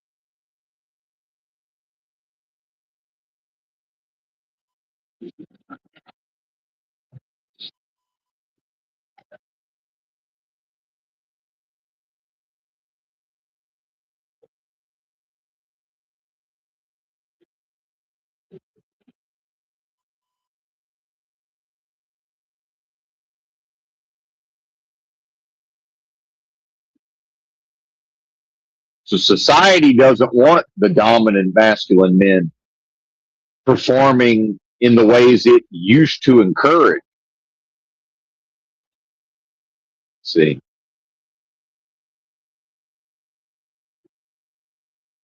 and it's funny, that's, the transition to, college football being operated completely as a business. And remember, the NFL is the, for TV and a lot of this advertising, it's the biggest thing there is. National Football League, American rules football,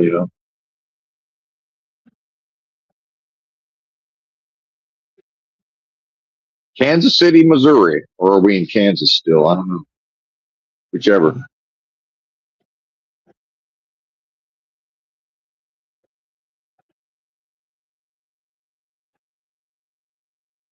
See, I saw a sign for the KC Symphony.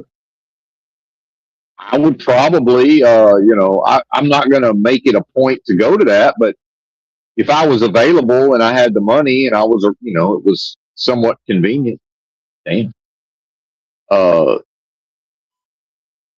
Yeah, I would absolutely want to go to the symphony. And I wouldn't think about, well, how does that reflect? It doesn't reflect on my masculinity. It enhances it. It doesn't, that can't ever detract from my mass. That's an irrational fear. It can't detract. And in fact, I can make the case that it's only ever going to support it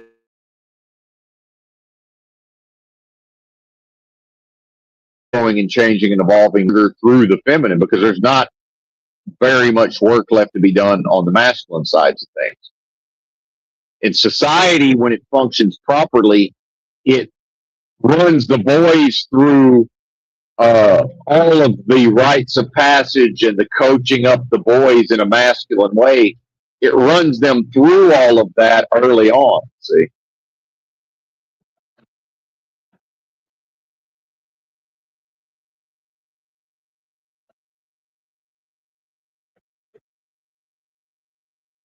Hang on. This is where the GPS starts to not know what the fuck it's doing, but the signs also make no sense. So, because where I'm going to,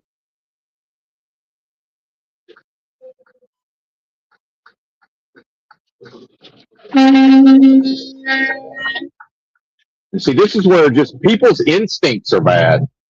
So it's so confusing, and I still took the wrong road. It's so confusing through here. And so they're catching me right as I'm realizing I probably need to take the other path.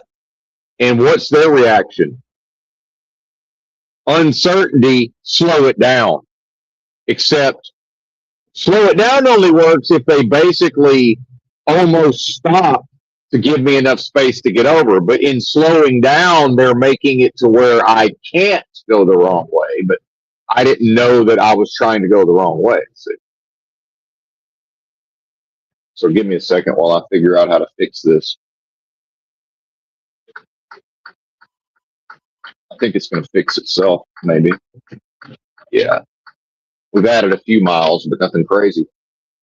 So see, most people can't properly make decisions faced with uncertainty in the moment. So their thing is they just revert to hesitate. But they won't recognize, if I just slow way down and wait for him to do whatever he's going to do, then he can just go ahead and get over in front of me. Because they don't know what they're doing. They're just reverting to whatever their instinct is telling them to do. So I had to almost come to a complete stop to then get over into the lane, when if they had just kept going the exact speed they were going, they wouldn't have ever been in my way. But they might have experienced a moment or two of what seemed like danger. It would have felt dangerous to them. Meanwhile, we're driving. It should feel dangerous the whole way through. And see, part of the problem is I'm looking at a gigantic sign that says I-35 Des Moines, except I'm not supposed to go that way from this part of downtown Kansas City. Why that is, I don't fucking know. It doesn't make any sense. And now there's multiple other roads, and the GPS isn't really telling me which one to take. So I'm trying to stare at a line on a map and try to deduce which of the 100 roads on the map, which in the physical space, which of these roads does it want me to take? Because I'm going to I-35 Des Moines, and there's a big old sign over there, and I'm not going that way. You see what I'm saying?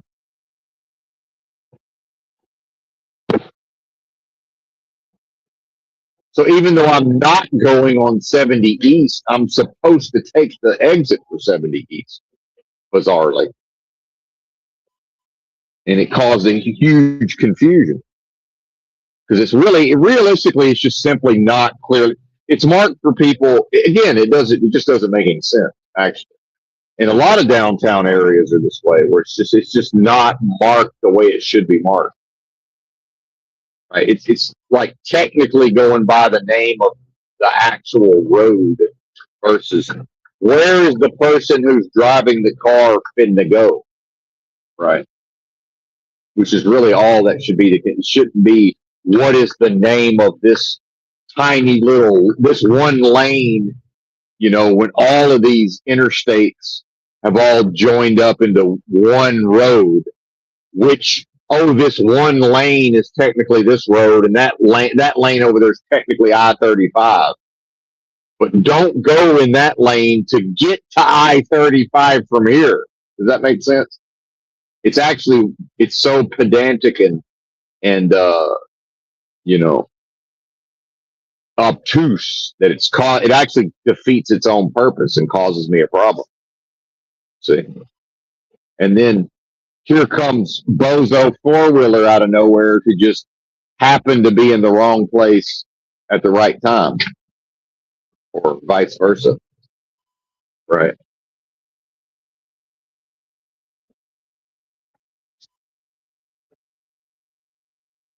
And then something about cars, they are attracted to being right on top of a big rig. And, I don't know what lane changes I need to make. Meanwhile, most of them are locals. They just know exactly where to go at all times. And it's like, okay, why is there just this bozo local? There's one car just preventing me from maybe doing what I need to do. Why are they there? It's like, oh, that's because this isn't real, because you've forgotten, sir, about waking dreams, surrealistic, unreality, deja vu all over again. You've forgotten about that. You failed to solve for that momentarily, right? So when I come out of a hairpin turn downtown just now, there's nobody on the road. I mean, it's just nobody on the road. It's Sunday morning, still Saturday night for there's just nobody here. There's perfectly one car in the lane next to me who's coming around his own hairpin turn. And if I'm not carefully driving, I'll end up putting my tractor in his lane and I'll cause an accident with him. Why is there perfectly one car there? See? But there's no one car anywhere else. See, that's never random. That can't, see what I mean? Like the realm is never entirely real. In a real realm, that would be so rare that you wouldn't even care that it happened. You just be like, wow, that was very unusual for that to happen, for there just to perfectly be a car there. It happens so often that there's perfectly a car there that it's almost can be anticipated. So when I'm looking at my GPS, like, okay, which way do I need to go? And I'm already slowing down, and I look in my mirror, and here comes one fucking bozo car going like 60. And the moment I look at them, now they're, oh my God, they're fearful and hesitant, and they start backing off and backing off and backing off because they are experiencing uncertainty, and they're scared of uncertainty. An irrational fear of uncertainty, right? And see, now the exit from this side does tell me to take I-35. See?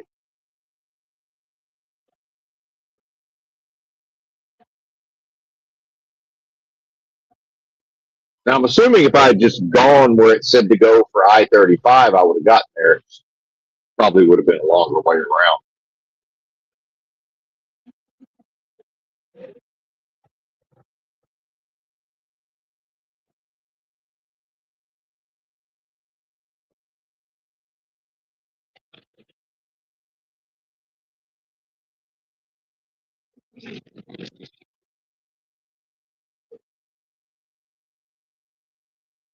And now there's a pickup truck behind me who's probably like, oh my God, I'm stuck behind a big truck. Except, no, you're not, sir, because where he caught up to me, if he was paying attention, he easily could have just went right around me with no problem whatsoever.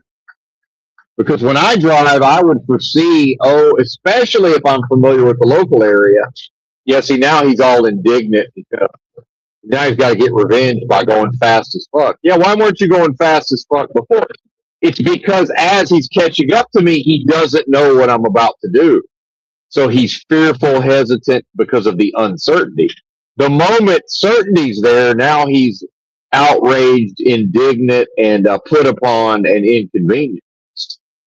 See, but that's the same human. See, how does he not understand that about himself? And he'll just think, oh, well, Bitten's the problem. Oh, 90% of college educated women initiate the divorces. That's a problem. No, the problem's inside of you, motherfucker.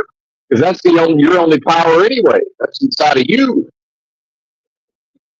His problem is that he won't do better within himself to pay enough attention to look up and say, wow, that big rig's going 45 miles an hour. He's going to be between me and where I'm trying to get to. So maybe I'll just push on the gas pedal and go around him. See, he lacks all of that. But emotionally, it gets translated into, oh, I have bad luck. I got stuck behind the big rig. No, you didn't. You failed, sir. And probably because he was looking at his phone. So.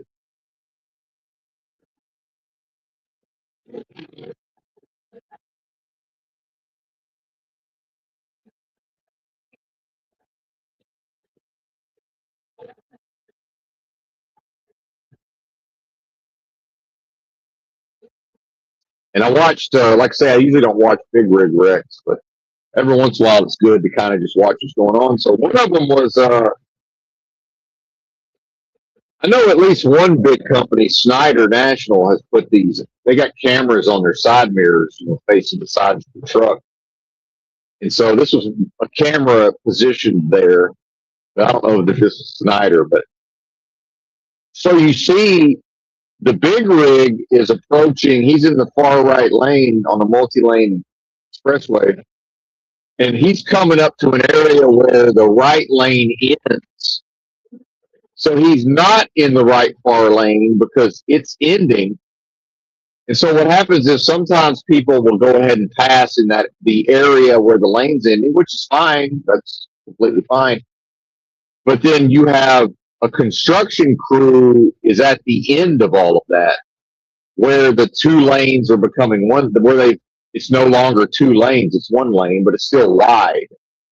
There's like 3 DOT dump trucks with the signage that says, get over and all of this. It's a construction crew. And so the problem is, and this is something I've recognized in truck driving, psychologically what happens is you'll have a line of cars and every single car is passing the big rig on the right and they're getting in front of the big rig before the construction crew, and we can all see the construction crew. Well, if it's a never-ending series of cars, somebody is going to be the car that was trying to get around the big rig, but they're not going to get around the big rig.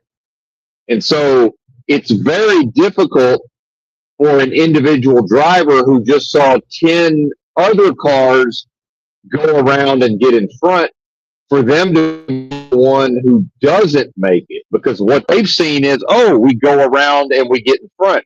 We go around and we get in front. And it's the NPC normie is normalizing, oh, we go around on the right, we get in front. And that's now normal.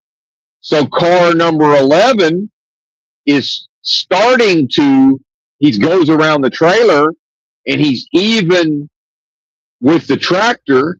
And in his world, we've normalized, we go around on the right and we get in front, except guess what's no longer available? The necessary space to get in front of the tractor. Now, here's the thing is, the big rig driver may or may not understand what's happening. And remember, this is in the blind spot of the tractor. He doesn't even necessarily know this is happening. Number one, the truck driver may not even be aware of this. And so the driver of the car is not aware because they put their car between the big rig, which can't lose. The big rig can't lose. It's the biggest. It's as big and as heavy as 3 of the dump trucks if it's fully loaded. It's bigger. It's the size of the entire construction crew. And maybe, the weight.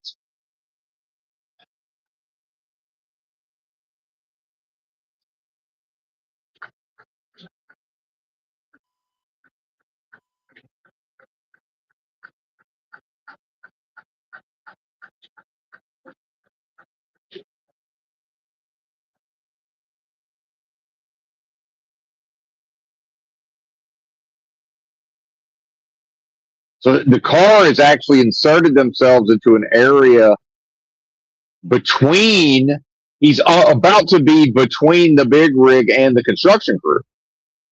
And he can't, the car is unwilling to slow down. He's simply not, but he's also not willing to just be like, oh shit, slam the gas and just, hey buddy, you're either getting in front of that big rig or you're not. I mean, at this point, you're either gonna make that or you're not. Or you can lock them up. And now what does lock them up mean? Everybody looks over and, hey, look at that moron who's coming to a complete screeching halt on the interstate because he's so foolish. And that feels embarrassing, right? And so what we see happen is the person actually sideswipes the entire construction crew and maybe part of I think maybe the trailer sideswipe, which is really not really going to do anything to the trailer whatsoever. It's going to scratch it up a little bit. Depending on how old the trailer is, the trucker's probably just going to keep on trucking. That's not even really an accident. Rubbin's racing, after all. But you can see in the camera, you see that the car is beginning to, the whole entire right side of the car is being sheared away by rubbing up against the fucking construction vehicles. And, it's to understand this is the psychology of the human. And this, by the way, that all belongs to the dead flesh. And so it's why part of me being a safe driver, and when I watch all these people, and I'm like, wow, some of these truckers just can't drive. When I look up and I'm on a, 2-lane divided highway, and there's 3 cars about to pull out, like say there's a little country store or gas station or, whatever's going on over there. And the first car's got plenty of time to pull out. So let's say they're all making left turns. They're going to go all the way across the front of my rig through like a little median area, and they're going to, or it might be 2 lanes in each direction with a turning lane. Either it's same situation. But it's like my speed limit's like 60 or 65, right? It's a highway. It's a U.S. highway, but it's not controlled access, right? So that first car goes, and now the second car, it's just there. It's a judgment call. Do they want to go? Yes or no? It's up to them, right? Maybe they can safely pull out. Maybe they can't. It's really just going to come down to their driving skill. How fast are they going to take off? And all of and what's coming the other way. So I've already got my finger on the air horn because, if they try to ease out there a little too slow, it might be just a toot toot, like, hey, I'm here, Bubba. You might want to go ahead and pick up your pace. But then I know if they go ahead and go, I got to be on the air horn because number 3's going. Number 3's going. And the number of times I've made number 3 stop with the air horn, because guess what, number 3, it's no longer, you can't safely pull out. Number 1 was good. Number 2 was questionable. Number 3 is a hard no. But that pattern is too strong. Now it's normalized. Oh, we pull up, it's clear, we pull out. We pull up, it's clear, we pull out. We pull up, it's clear, we pull out. It's too strong of a pattern. It's too strong of a precedent. So now I'm just already on the air horn, preventing them from pulling out in front of me. That's what I'm dealing with as a truck driver. So now I'm dealing with the slow merge. So immediately hammer down on the brakes. Don't want to. And now I see the cop up ahead. So now it's flashers are on because one person slow merges. Because one person's a slow merger.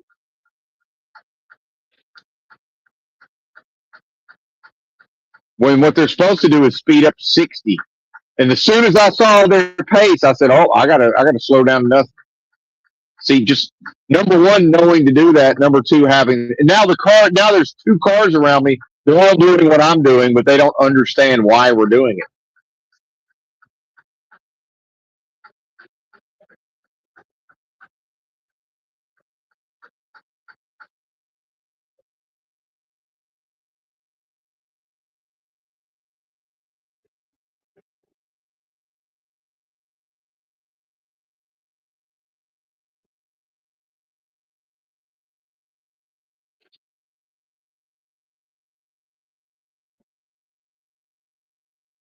And so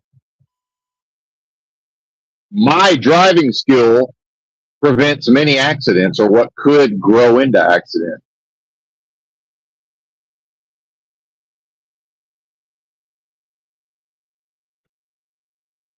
And that driver just proved that they don't know how to drive, because you can't know how to drive and not understand what's happening. And these people, their brains are no longer processing data. So what happened was he came slow merging into my lane. And I can tell based on his speed, he's going to slow down in the merge area because he wants the traffic with the right of way to pass him. Well, that's not always possible, right? I'm 77,000 pounds. I can't accelerate enough. So we're going to be in the same area no matter what happens. My thing is, he's going to go faster than me eventually. There's really no reason for us to be in the same area. So I immediately go from 60 to about 50. And so as soon as that happens, oh, look, the popo got somebody pulled over up ahead. Meanwhile, the guy that's come merging doesn't even know that yet. Right. Now, part of the problem is half these people are drunk. So I'm just going to go 55. It's 65. We're just going to go 55. So now that I see the cop, I'm like, okay, now we got to go. Now I got to go 45, put the flashers on. And I'm already in the lane to where I don't need to get over a lane by law, because, you know, I got to get over and give the cop his space because he's got his emergency lights on.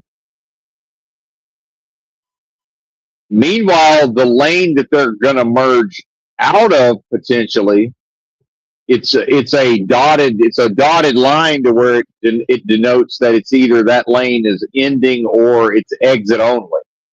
And so it's an on ramp, but then it becomes an off ramp.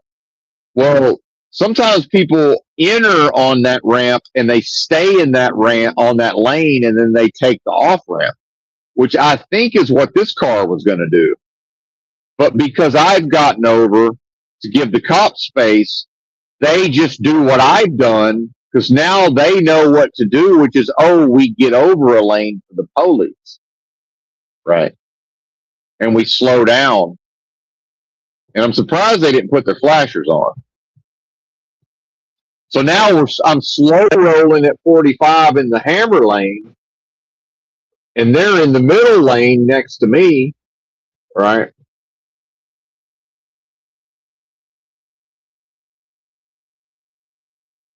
To give the cop space. But what I don't know yet is they're going back to their original lane to exit.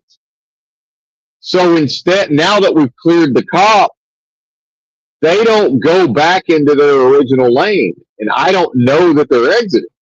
So eventually I'm just like, why aren't y'all getting back over? I'm still in the hammer lane.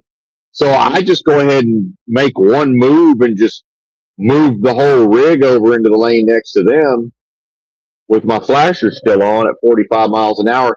And then they take a hit and go back to the exit lane, but then they take the exit. And I'm just looking at this like they were going to wait till the last possible second and just drive into that exit lane, which makes no sense. Proving that they don't even know what the fuck they're doing. They don't know what they're doing. They don't know what they're doing. So in order to not have accidents, I have to figure out what they're doing and avoid them. Right? And meanwhile, why have they slowed down so much? It's because they're just doing what I've done. I've normalized slowing way the fuck down, and I've normalized, moving over a lane, except they don't even know why this is happening. They don't understand that if they hadn't magically appeared slow merging, I would have kept it moving, never slowed down, jumped over a lane, and legally went past the fucking cop with his emergency lights on. I wouldn't have even slowed down 1 mile an hour. So I'm the reason we're going 45. Because they don't know what's happening. So the next thing you know, I'm going 38, just watching them take the exit, going like, this really is what the people are like. The errors of the dead flesh. Like, this is really what these people are. And if you think that's total libtard death, you're crazy.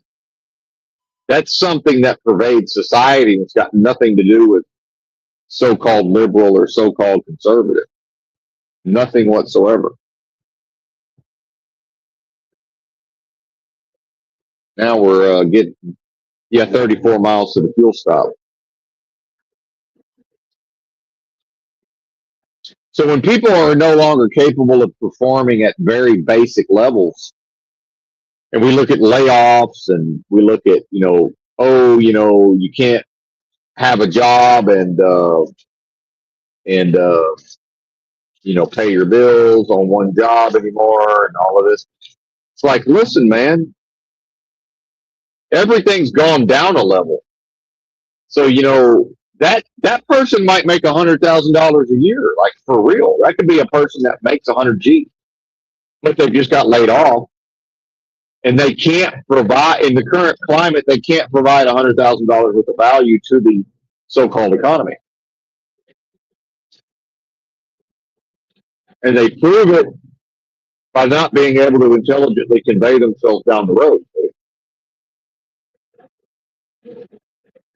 That's the same person.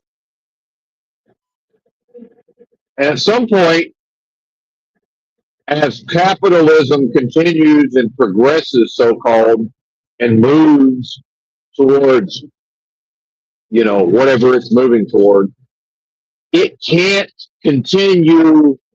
It can't give them $100,000, which is really more because of benefits, because it can no longer extract enough value out of their performance because they don't have the ability anymore.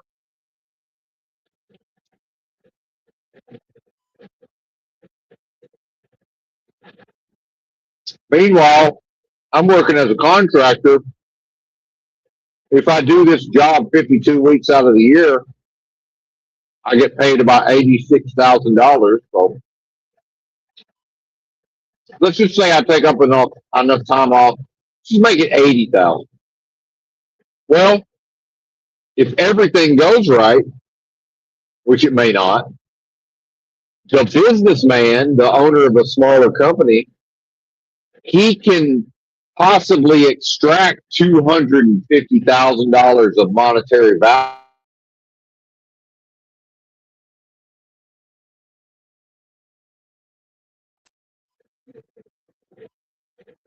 And he's left with,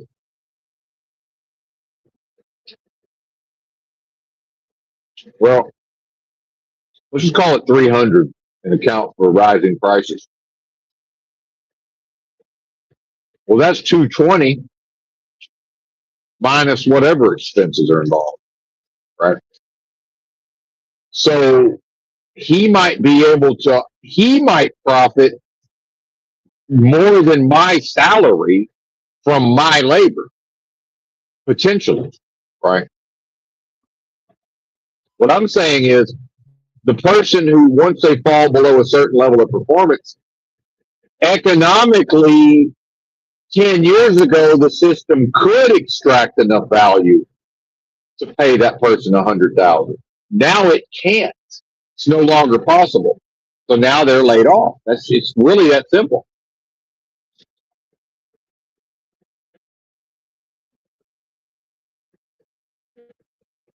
And that's not their fault necessarily, but that's what's happened. And so if you take a fast food worker from 20 years ago, but you watch them drive a car, and you realize, oh, their brain is still functioning, meaning they're processing data. But then you fast forward 20 years, the same worker at the same fast food restaurant who can no longer think for themselves and process data, the business can no longer extract the same value out of their labor. They're now less valuable monetarily. It has nothing to do with hard work. It has to do with what can they perform. Not much. And I know because they can't get in a car and drive around and look at things happening and understand what's happening. They're not, it's not that they won't, they can't, a lot of it. And if you think that doesn't translate directly into job performance, you're crazy. It does. And one of my favorite things about truck driving is nobody can play the politics and convince the owner that the load got picked up and delivered on time. I either pick the freight up on time and deliver it on time safely, or I don't. It's a yes or a no. I love that. I love it. I love it.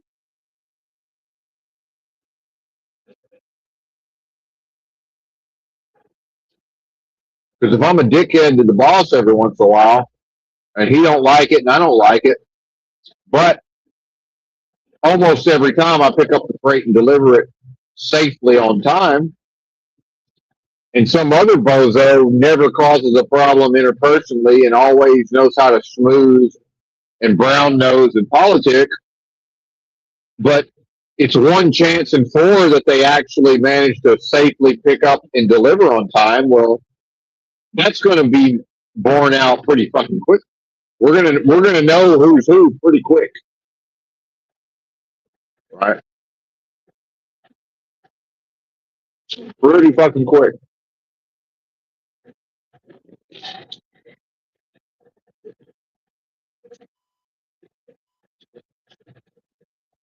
And all I can do is watch all this happen. Just go, yeah, this is really happening. It should be inexplicable, but it's not. Or it's seemingly inexplicable. It feels inexplicable.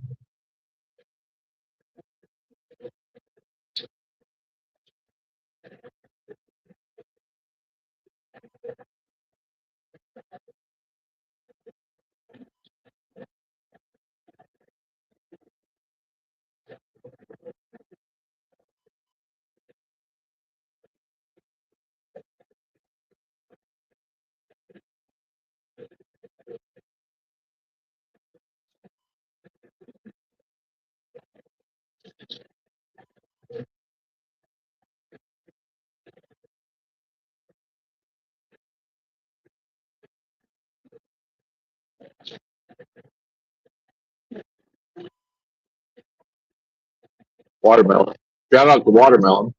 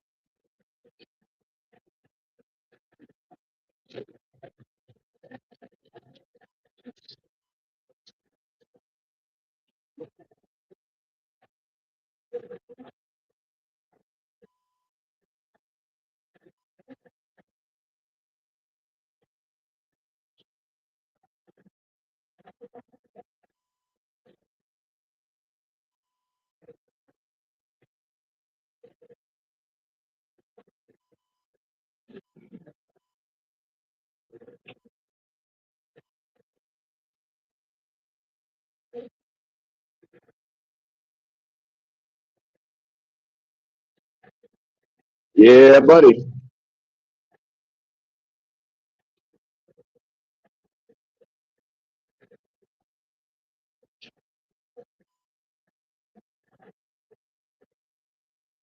And it's fascinating because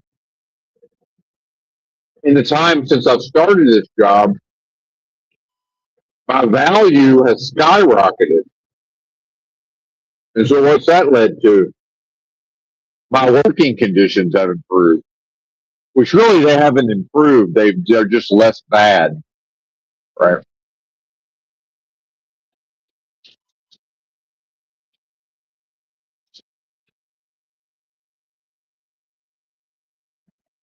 Now, some of that's on me through my own job performance.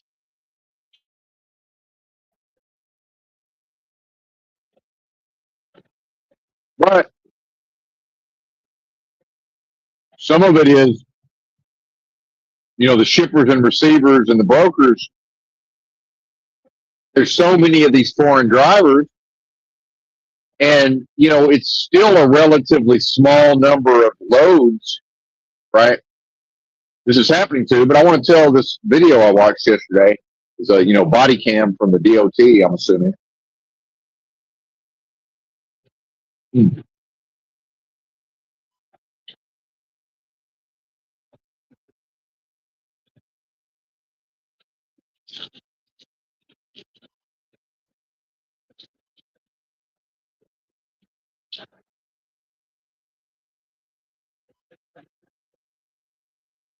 And we got big rig going to settle in. All right, buddy, settle in. We'll go 60 to 75 or 70.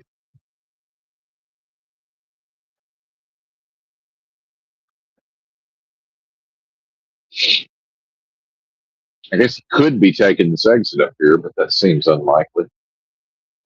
Yeah, pass me, jackass. What do you see? I'm just confused by this.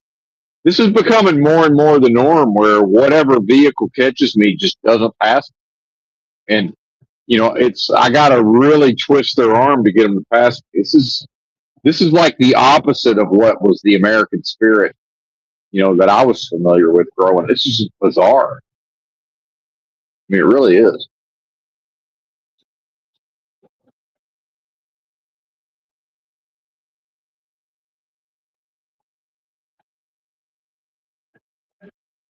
Uh, and I watched yesterday for like an hour. I watched all the big rigs going in the opposite direction, and I watched that almost none of them had a car behind them.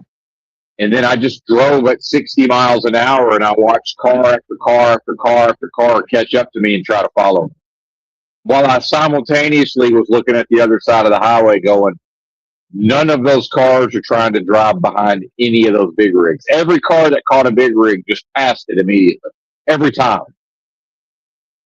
And at least 50% of the time, I look in my mirror. Oh, here comes a car catching me. Oh, look, they're trying to follow me.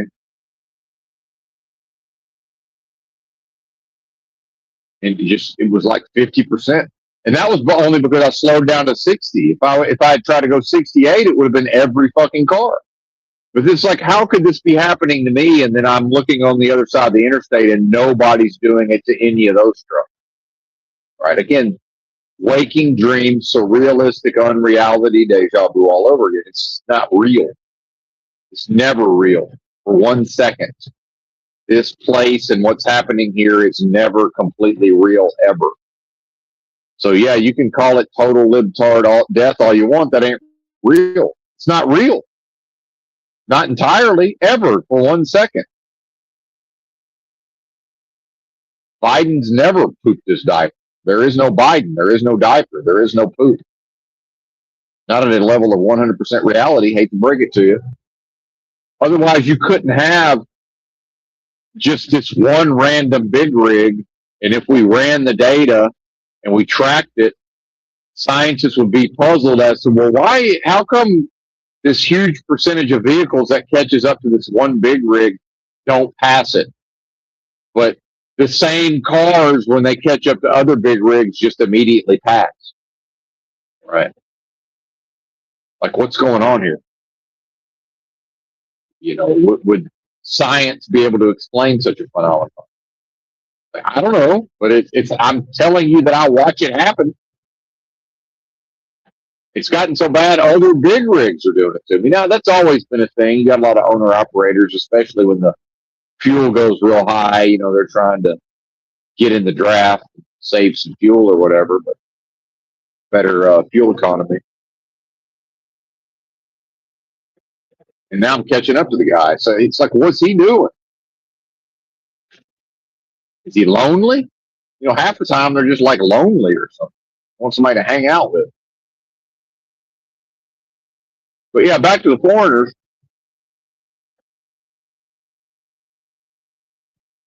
Well, real quick. So the shippers and receivers and the brokers and the trucking company, it's beginning to affect their businesses because now the shippers want to be they've got a customer which is wherever they're shipping their product to, and that customer is like, hey man,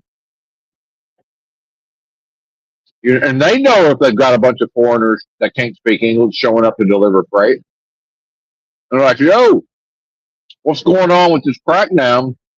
Because if they, depending on the nature of the business, the last thing they want is a trailer full of raw materials or whatever goods they need delivered to their facility. The last thing they want is that ends up at an impound yard.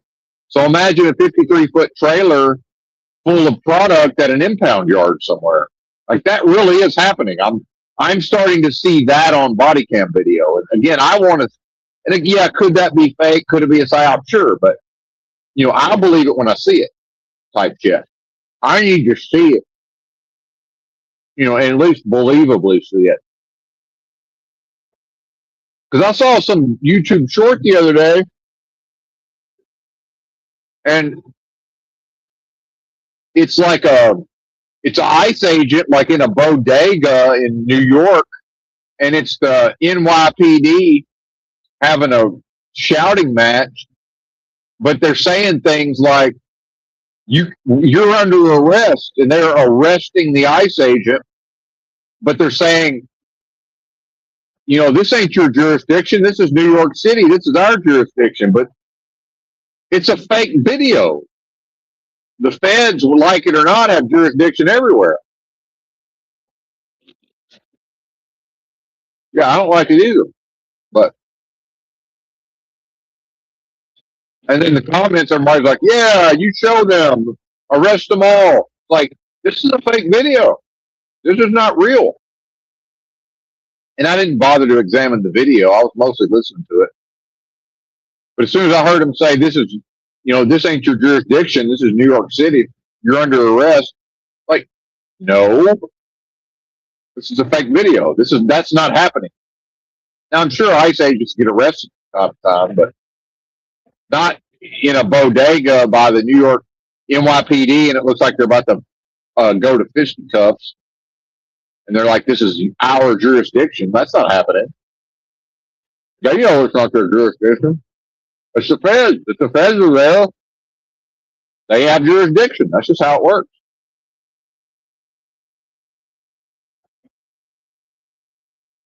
Especially within that hunt. Remember that through the court decision, the government's concluded that they have like 150 miles from all the borders of the U.S. is the border. So even if they didn't have jurisdiction, they still do because Manhattan is within 150 miles of that border.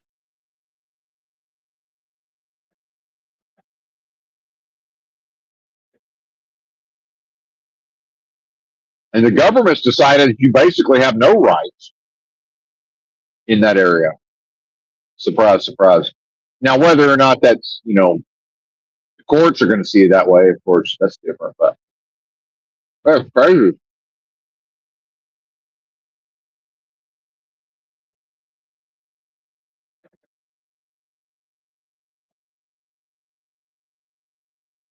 But anyway,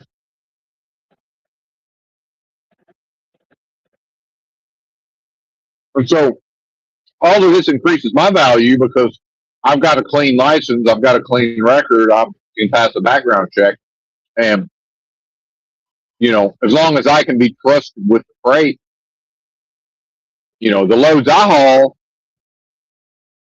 it's worth more. See, financially, because when a foreign driver accepts a load with a murky status and they don't speak proper English, then what happens is some percentage of those loads, they're not going to make it where they're going. At least not on time. And again, the market will have to account for that. And what that means is the rates will have to increase. They will have to. They have to.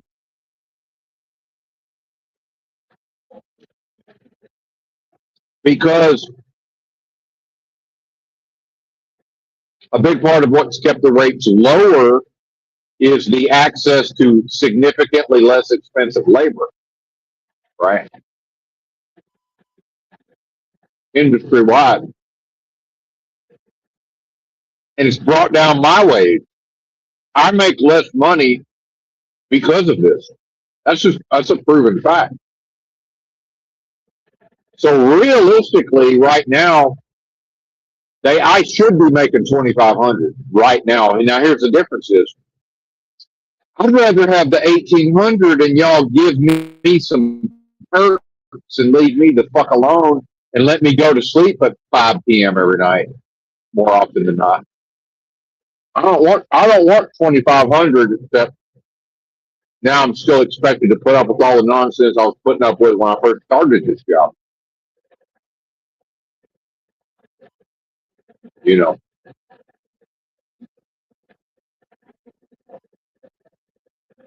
I'm happy with the amount of money I'm making, but you know, and since I don't really take home time for the most part, I'd rather live on the road, run 7 days a week, but then I don't want to no obsession with maximizing my daily productivity. It's like a couple of days ago, I only drove 100 miles one day. I delivered 2 loads, and then the rest of the day, I picked up a load, and then I went to sleep at the shipper and woke up the next morning and started driving. Like I don't want to hear a fucking word about it. See, when I first started here, they would have been on my ass about that. Well, you had however many hours on your clock, and blah blah blah. It's like I don't give a fuck about that. I want to get at least 4.5 hours of sleep and drive this motherfucker tomorrow. Except it'll be 1 a.m., 2 a.m. when I hit the road.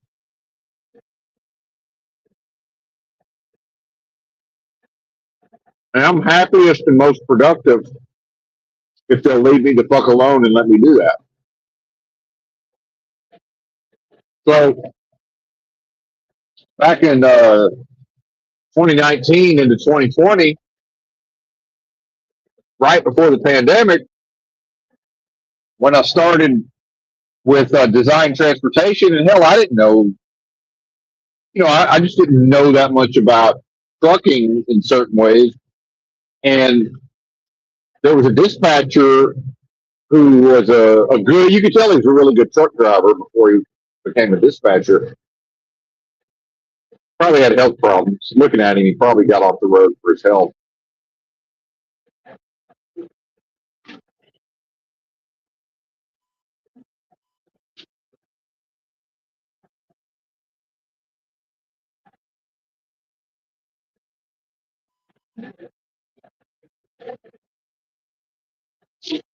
And so he's telling me about, what they consider productive, which is comes down to, they're working on commission in a way, which means they get a bonus, right? I wonder if I can make it to the next fuel stop now. I know there's another Love's down the road.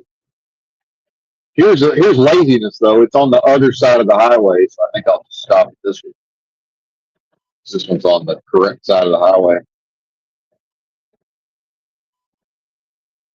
So we'll put a pin in this till after I get fuel, if you don't mind, because I'll remember where I'm going with all this trucking stuff. I mean, it's interesting, maybe to some of us on some level.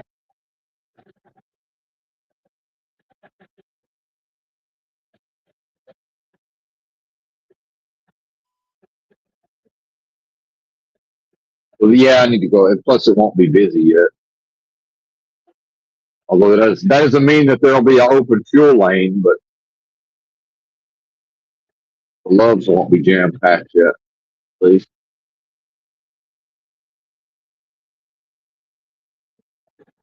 So what he said was, our number one top driver is this lady, you know, I don't know what age, they're all older for the most part. And, solo driver lady.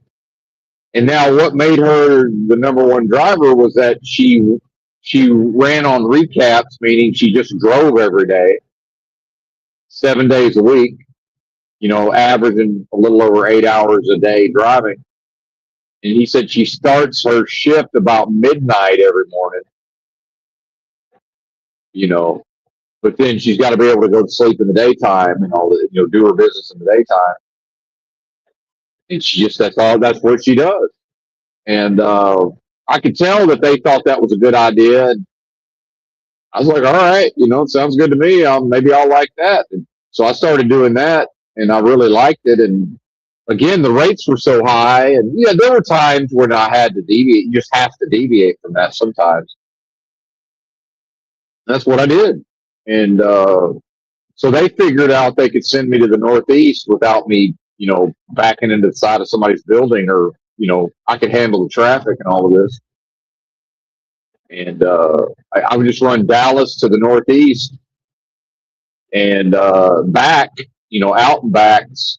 And then sometimes I'd have to come back through Atlanta. So it'd be 2 loads to get back usually. Or 2 loads to get back. But either way, I could almost always work that schedule. And in running on recaps, I was only getting, there was so much time between the pickup and the delivery that I knew. So if I did a 34-hour restart, I know on my first day, even though I'm able to drive more than 8 hours, just go ahead and stop. So that, because one of these times that 8 hours will be the 8 hours I'm getting back. If I do too many hours, then it'll fuck my recaps up at some point. So, if I've got 4 days, so a lot of times I'd have, 2 to 3 full days of wake up at the truck stop already loaded, roll out between midnight and like 2 a.m. Up to me, really.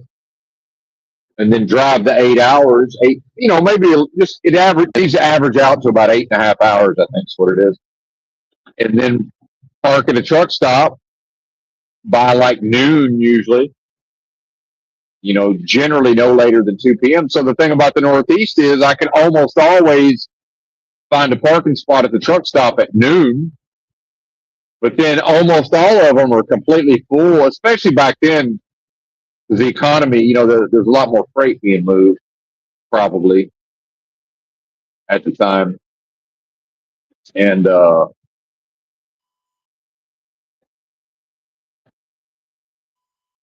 could actually park.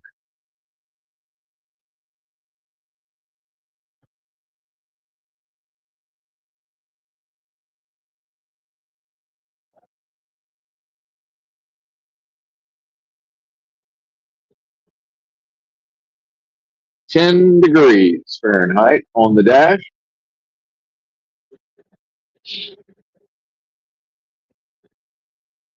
Well, the rates were so high back then, they were making a fucking killing. I was making them just insane amounts of money at the time. And then and we've always had, the foreign drivers have always been a thing, right? But it's definitely escalated. So, as the enforcement and the standards have been relaxed, coming out of the pandemic. And here's another problem that people have forgotten. During the pandemic, they suspended the hours of service. They said, well, for certain types of freight, you don't even, if you want to, you can still go by the hours of service. But, to keep the supply chain moving, the government said you don't even have to worry about the hours of service. And that went on for like a year and a half. And, so people got used to running outlaw. And then more and more foreigners are coming in. and they were already there. It's not like there was no foreigners, and then just one day it was all these foreigners, right? But it got to, and then so the rates went up, and you had all these people during the pandemic, uh, you know, and the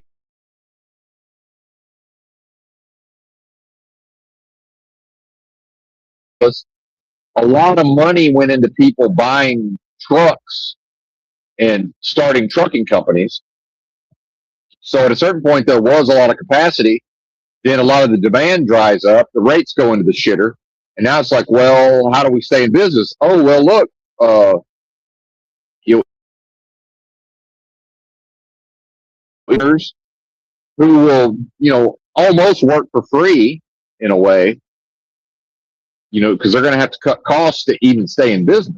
So, it's pretty easy to see how this has happened. It's still disappointing to realize $1.99 gas price, by the way. Convert that to 1980 money.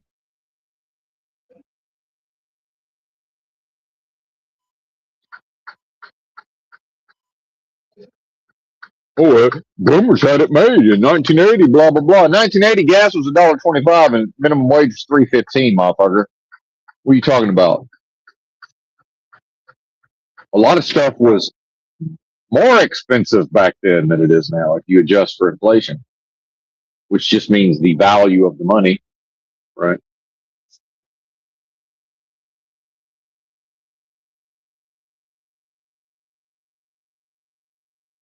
And as ridiculous as 7.25 for a federal minimum wage is, I mean, compare that to $1.25 gas price versus this is $1.99. And I don't know how many people are working for the federal minimum wage in this country, but even compared to that, the gas is,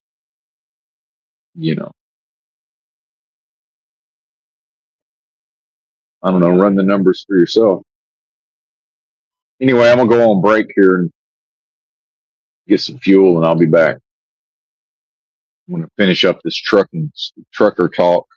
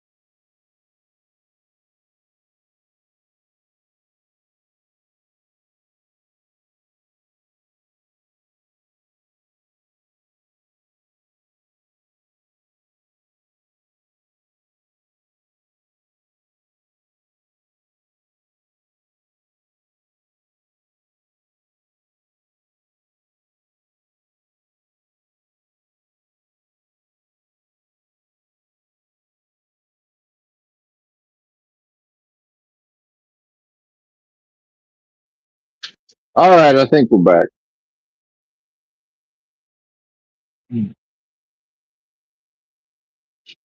Yeah, it's cold enough. 10 degrees. That's good enough.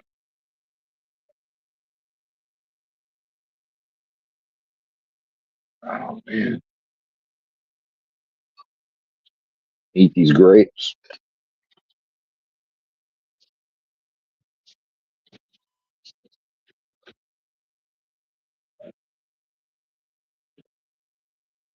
Hmm.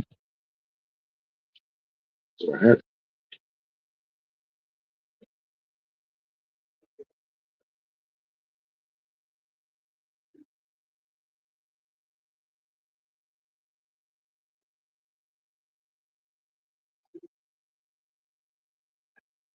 Looking at the windshield, I can see where I applied the rain X.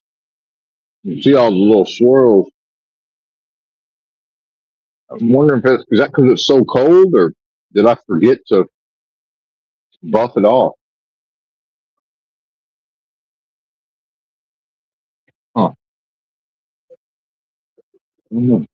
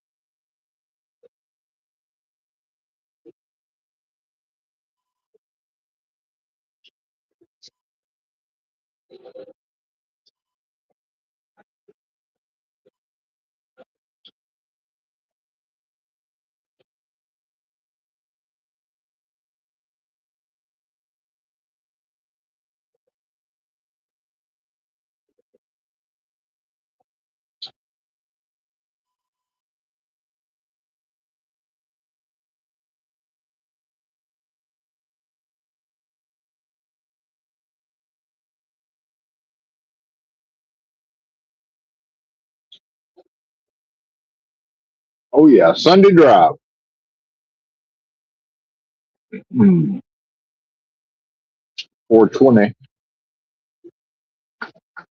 Maybe we'll get to a Walmart. Not necessary, but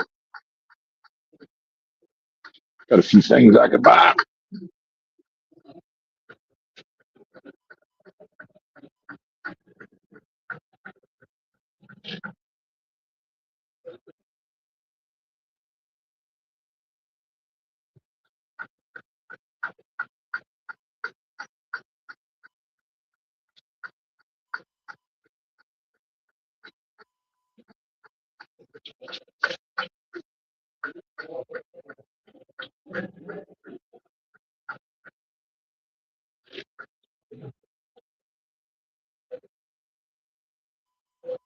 So in this, the video is at a way station in Arkansas, which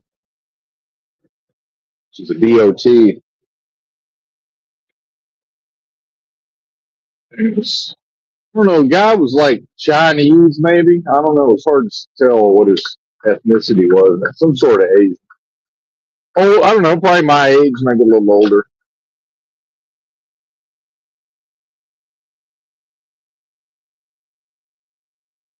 And I'm pretty sure he had the earbuds and the translator running on his phone. Because the earbuds got the microphone and can pick up what the other person's saying. You know. So I think he probably had the translator running. I'm guessing, but definitely wasn't fluent in English.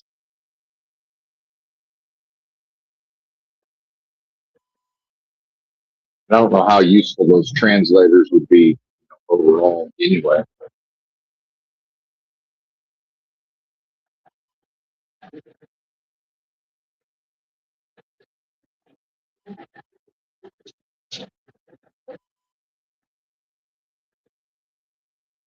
And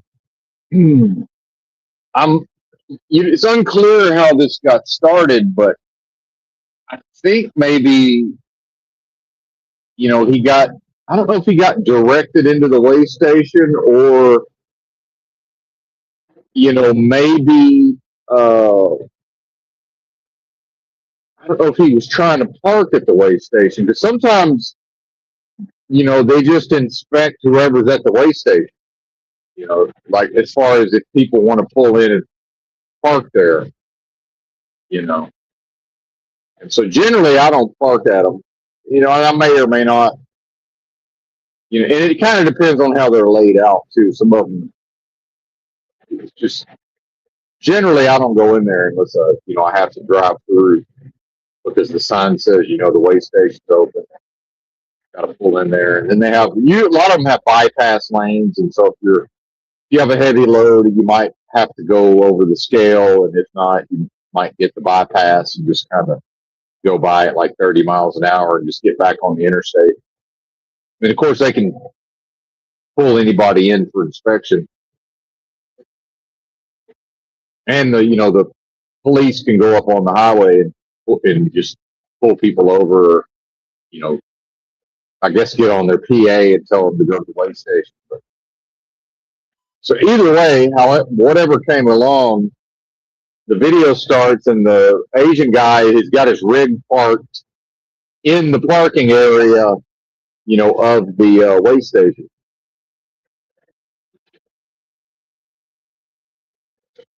And the cop's asking for his electronic log, right?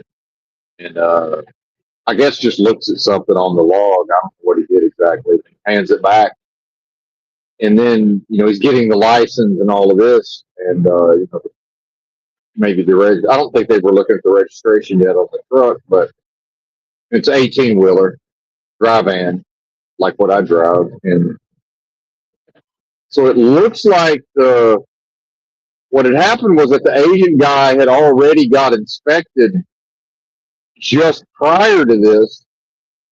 And so it's fairly clearly that they're targeting certain types of trucks and certain types of drivers, just like I talked about getting pulled in for inspection 6 times in less than 30 days in New Mexico. It seems pretty clear to me like they're intentionally, and I won't even say targeting, they're just, if they were disproportionately inspecting me, 2 years ago or whatever that was, then, now they're disproportionately targeting, people who are not white and black people, from, can't really even say from America, just either way. Not a lot of Asian folks from America that drive trucks, although there's some.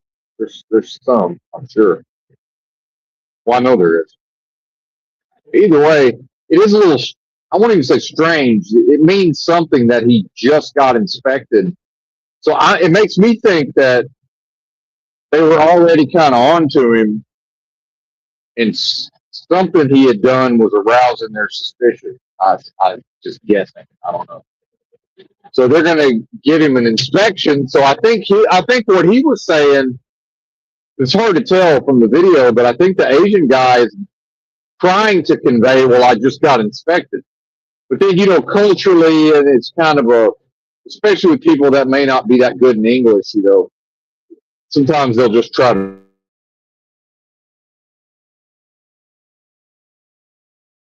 get through the thing, maybe playing their cards close to the vest.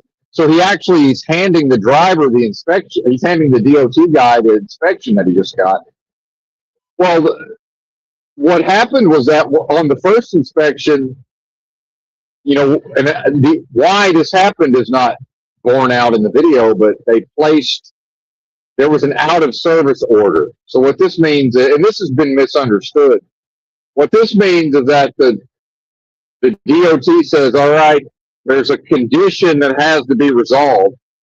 Now, sometimes it's just like, yo, you exceeded your 11 hours, or we can't determine if your logs are legal.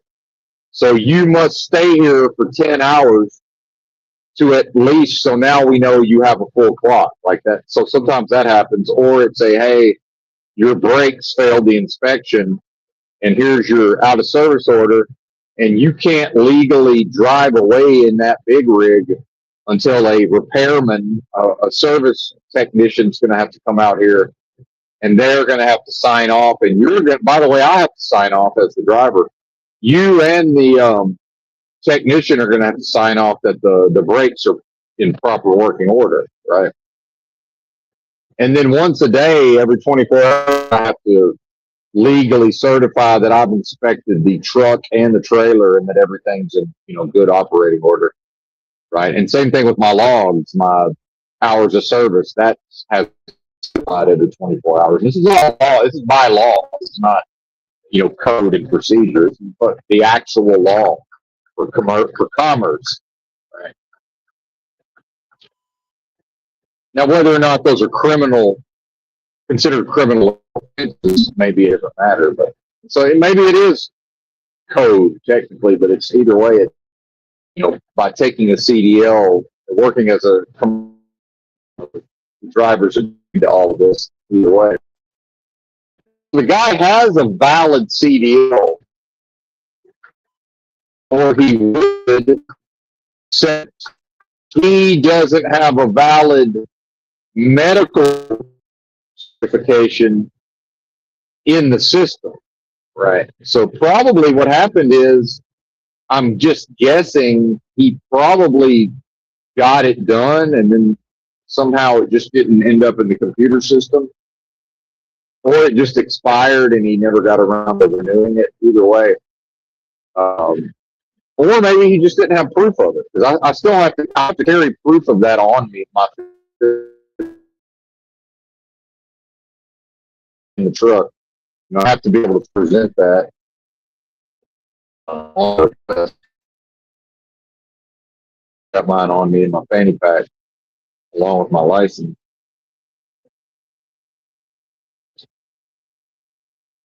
And I guess he failed the inspection, and it's unclear why he failed the previous inspection. And he was told to park, so he was safely parked at a way station or a rest area or whatever it was. And he was instructed to remain there until, whatever caused the out of service, whether it's mechanical or him as a driver, until that's resolved. It's literally against the law for him to continue driving that big rig. Now, I don't know if he could use the personal conveyance or not. I suspect not. But so then what he did was, the cop wrote him the citations, gave him his record of the failed inspection, ordered him to stay there until whatever got resolved. And this guy, but again, he's not following the law on purpose. Now, whether he just doesn't understand the laws,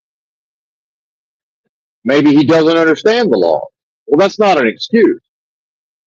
He has a valid CDL. If he had a medical card, he had a CDL until like 2027. California. Now, California ain't the only state issuing these things. Pennsylvania apparently has issued a lot of them. There's several states that these, what they call non-domicile CDL. And this guy claimed to have an actual green card, which I believe would be like a non-citizen. Again, I'm going to have to learn what all this is. I'm not even completely sure I guess it's a work authorization. The green card. It's illegal to work in the U.S., I guess.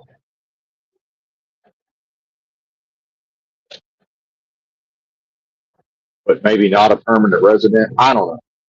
I'm from here. I don't fucking know.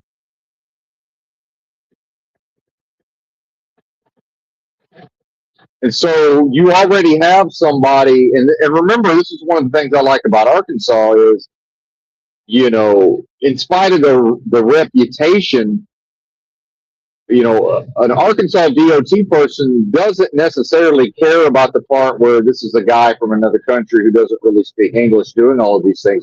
He cares about the part where, hey, buddy, we pulled you over. We inspected you. We told you that you can't legally leave here. And then you got in your truck and drove. Like, what are you doing? Right. And the attitude is pretty much going to be the same, whether it's somebody from Arkansas, somebody born in America from another state, or this guy, wherever the fuck he's from. And this DOT man he's doing his job by the book. He's going to write this guy up for every infraction possible. So the guy ended up getting like 6 different tickets, I want to say. And I think what happened was that the driver was able to use his phone and those earbuds enough that probably the DOT guy probably thought that the Chinaman had a greater grasp of English than he really did. I think is what happened. So by the end, and again, it's Arkansas. They're not always the quickest on the uptake, my people. But I think by the end, the cop figured out, oh, this guy really doesn't even understand what we're telling him. And I'm not sure he even fully understood that he was out of service on the prior stop. And you have a phenomenon where a lot of these foreigners and people who don't speak English natively will just pretend not to understand. Right. For their own advantage. That's also a thing, observably. And, he's just trying to laugh and joke his way through it. And in his world, all he's worried about is, and this guy might have been human trafficked for real. So, he might have actual real fear of whoever's running the trucking company, his employer. We can't just assume that, he does the job I'm doing and that, he's got $1,800 hitting his account every week. Right? We can't just assume that. There's no telling. Some fucking crime organization in Asia might have decided that he owes them however much of a debt. He might have got sold off eventually to some trucking company, and it's basically like, they got to try to get their money back out of his ass, right? Running him all around the country in a big rig. And that happens. I mean, it really does. And it happened before Biden, and it'll happen after Biden. But, I'm sure it happened way more during Biden. I will not argue that point. I'm certain it went way the fuck up under Biden. I'm not even interested in contending that point. But to blame it all on Biden is completely insane and not helpful. Right.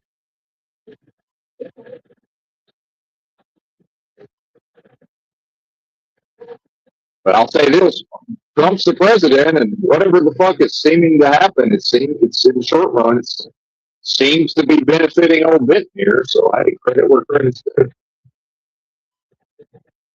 I got nothing bad to say when it comes to all that. But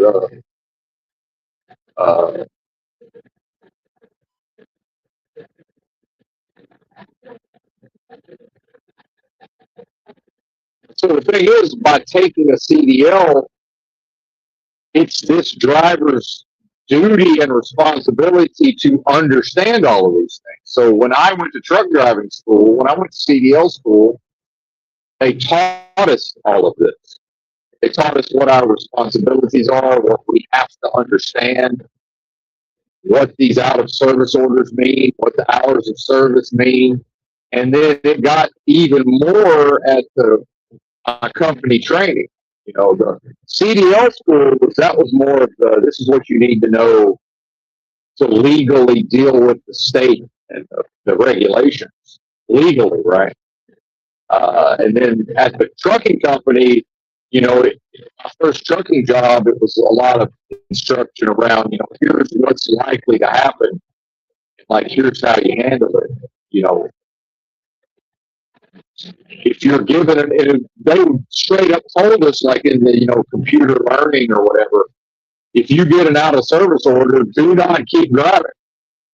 I've been hired at companies that put me through an orientation and they make me watch a bunch of videos, uh, like the Sun Transportation System. Make me do like, I think it took me over 10 hours to get through all of it. There's like a whole module on what to do with inspections and get put out of service. And I got put out of service. The truck got put out of service for brake adjusters.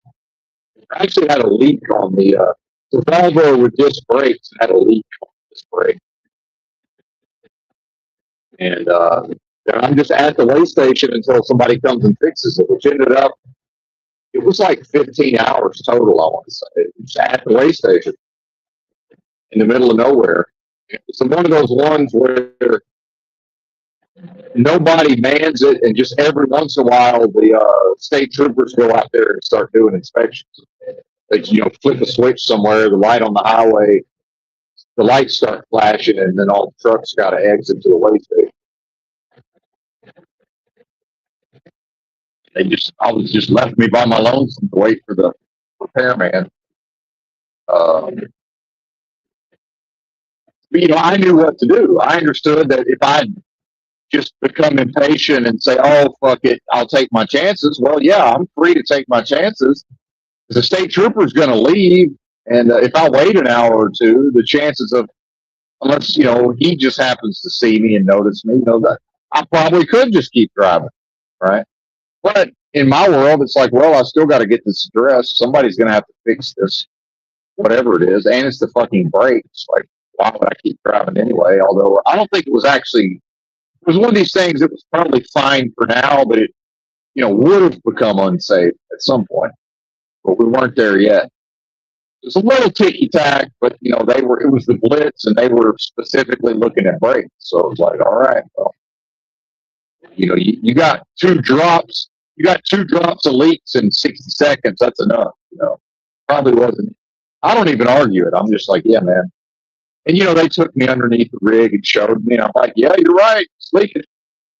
And in my world, again, this integrity is like, well, I'm not going to be like, well, what do you think? What if I'll take it to the shop down the road? Blah blah blah. It's like, no, I'm just out of service. It is what it is. Accept it. It's my job to understand all of that. It's my job to keep my record clean, right? Well, some foreigner getting stuck, potentially getting human traffic, they don't give a fuck. So he just waits for the cops to leave, drives away the first time. They catch him the second time, which I think they were probably on the lookout. They probably get the heads up, like, hey, if a state trooper put him out of service, they're probably like, hey, look out for this guy. I told him to stay here, but I'm not sure he totally understood, so he might be headed your way. That's all possible. And that's one thing about the good old boy, Arkansas. Hey, how you doing, man? Slap you on the back. And, there's a lot of that, while at the same time, just, hey, man, call ahead like, hey, you might be on the lookout for this old boy. He might, I told him to stay here out of service, but you never know, man. He might be headed your way. There's a lot of that sort of thing. I've noticed Louisiana, their cops are kind of like that too. Just real gregarious, kind of, hey, what's going on, man? But meanwhile, they're,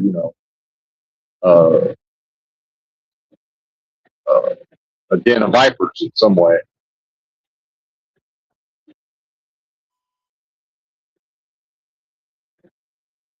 Which is funny because in the YouTube comments, it's like, why wasn't this guy arrested?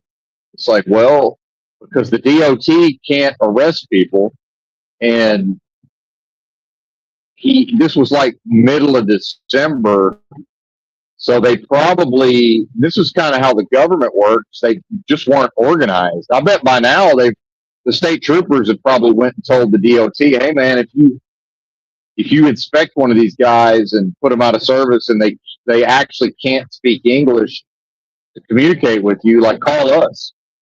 The fucking state police is going to have to come out there with arrest powers, right? I'm pretty sure. I mean, I'm not an expert in this, but I think that's how it works. I'm pretty sure the DOT man can't arrest him, even if it is, now he can call cops. So this guy just probably wasn't coached up yet on, hey man, do all of this, tow the rig, but then also put the guy, call us and arrest him. And here's what's funny, man, these foreigners, if you think about it, if his experience is that he gets pulled over and inspected and they give him a ticket every once in a while and nothing ever comes of it, why wouldn't he just assume that this is just the next time that they're going to write him a bunch of tickets and send him on his way? And, if he's being human trafficked, all his boss cares about in the short run is getting the freight delivered. So then the next thing you know, the DOT is inspecting the load, and this kind of gets back to what I'm talking about, shippers and receivers.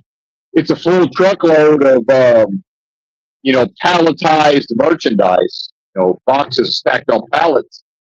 So some shipper somewhere has sent that product to their customer, and some warehouse or some facility, it wasn't, ready for retail sale unless there was, I guess it could have been, and they were, smaller retail products in the boxes, maybe. They're just plain, cardboard brown boxes, but either way, And what I've seen is that as freight becomes more and more and more just in time, and as the delivery windows have become compressed, just in my short time truck driving since 2018,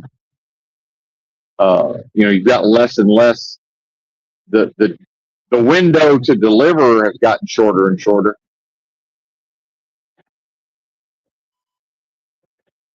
So they're probably, again, they call it just in time. So it limits their warehousing costs, it limits their labor costs, but part of that is the product has to show up on time.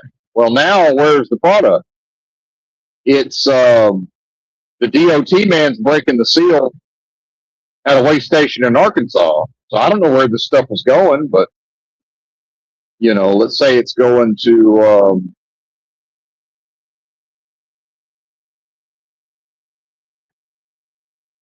Atlanta, right? Well, so now it's not going to make it to Atlanta. And then once they figure out they already placed this guy out of service, and you can tell this guy thinks he can still keep driving. So based on the questions he's asking, it's like, well, wait a minute, is this guy just going to start driving again? So the DOT man figures out pretty quick, well, I got to tow this guy's big rig. And so he's telling the Chinaman, hey man, like I'm towing your rig, whatever personal items you want to get out of that truck, go ahead and get your stuff out of the truck. And I don't think the Chinaman understood, because he never went to retrieve his belongings. So, now he's back in the scale house and they're writing him all these tickets. And so it gets to the point in the conversation, and you can tell the Chinaman thinks he's going back to his truck. And the DOT man's like, no, we're towing your truck. And he said, and furthermore, he said, oh, well, wait a minute. I just thought of another violation. Because remember, none of these guys are used to writing these English language proficiency because it hasn't been enforced. And so when we say, oh, it hasn't been enforced, and people are like, oh, well, make sure to keep voting Democrat. Well, they don't really vote Democrat in Arkansas for the most part. And I don't think Arkansas had been enforcing this, because guess what? It's not a new law. It's been on the books the whole time I've drove a truck. And so the DOT's like, oh, well, thank you. You've reminded me now, sir, that and he went and wrote him a last citation. It was for English language proficiency. Right. So you can tell that they're new to the concept of even writing these citations, because they just weren't writing them. And so it's a mistake to blame Biden's poopy diaper for that. Biden's poopy diaper has nothing to do with the fact that the majority of people that work for the DOT in Arkansas would probably consider themselves, patriotic, conservative, Christians, right? And they haven't been following the law. How many non-English speakers has this DOT man inspected, and how many of them did he write a citation for not speaking English? Because remember, based on what I'm seeing in the YouTube videos, based on what I'm reading in the comments, people are mad as hell and they're not going to take it anymore, and they want everybody, they want all the foreigners written tickets. So why wasn't Arkansas writing tickets for this 3 years ago, 4 years ago? Was it because Biden was the president? You know, how many years now have Arkansas DOT been pulling over non-English speaking drivers and not citing them under English language proficiency, which is not new. Again, that's been in existence, I believe, the entire time there's been an FMCSA, since so-called deregulation, probably, or at least since the formation of the federal. It's a requirement.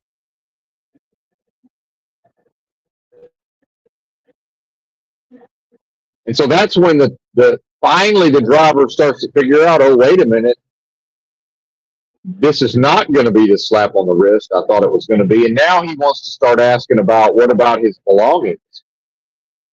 And by now they've already towed his truck. And the tow man was standing there. So prior to going back in the scale house, it was the DOT man, the driver. So the driver went and sat in his truck and had a conversation with the owner of the trucking company instead of getting his belongings together. And so now it's the tow man and the fucking the foreign truck driver and the DOT man. And I don't think the Chinaman even understood that was the tow truck driver. So it's like, who did you think was just standing there having a conversation with you and a government official in their uniform? You think just some random fucking Southerner just showed up to hang out? Like, it doesn't even make sense. Like, this is clearly a tow truck driver. Like, imagine you have a foreigner driving a big rig in Arkansas, doesn't know what Arkansas is and can't pronounce it, right? So send me off to China or whatever country this guy's from, and imagine me not even knowing where the fuck I am, don't know the local customs, can't speak the language. And yeah, I understand a libtard will feel sorry for them. That's fine. That's an emotion. Who cares? I'm talking about, what do you think's going to happen to me if I do the same thing in China and then I just start doing things, in a legal commercial driver's sense, and then, don't even know the language, don't know where I am. Here's a man who showed up to tow my rig driving a tow truck, and I can't even determine that this is a tow truck driver about to tow my truck. I mean, think about this. And yeah, recognize that the so-called liberal feels bad for him. Look, I feel bad for him in a way, but see, these aren't liberals. To call it liberal is a mistake. A liberal is Bill Maher, who would say, yeah, lock him up. This is crazy. You can't have people doing this. That's a liberal. A leftist communist uses it for political expediency to attack the system and to attack the DOT. So if Antifa or BLM was standing there, they'd be yelling and cussing and saying, how dare you do this? And you can't treat people like this way. All lives matter and all this stuff. And it's only because communism, before it fully takes power, it wants to empty the jails. It wants to weaken society. It wants to see criminals and thieves and bandits and outlaws run roughshod and steal everything. And it wants to see trucking fall into collapse. And if disadvantaged people from other lands come here and are useful to communism, all the better, right? Because I agree, it's not right to bring somebody here from another country that doesn't know what the fuck is going on, doesn't know where they are, doesn't understand that, yeah, the DOT man and the tow man, they seem like nice, friendly, affable, good old boys with a smile on their face, and they'll lock you in a dungeon and throw away the key uh, and not think about you ever again. This guy is going to hook up to your truck that you might live in, and he's going to drive it away, and he's not going to have two thoughts on the matter. His only thought will be, well, I guess you should have followed the laws, and he won't feel bad. Now we can debate, should he feel bad? Yeah, I have compassion and empathy because I could imagine what that would be like. I don't have pity or sympathy, meaning, well, it's his job to understand all of this. And if he was forced into it, that's unfortunate, but it's really not our problem. Except now it is our problem. Because you've got all of these horrific wrecks that happen. And again, there's always been horrific wrecks. And probably it was covered up in the past, the legal status of the drivers. And then the media, for whatever reason, probably wasn't looking into it too deeply. I would imagine. So now he wants to start asking about his stuff, except they're probably by now, the tow truck drivers out there dropping the drive shaft and getting ready to tow this thing, and they're quick. He'll be down the road pretty fucking quick.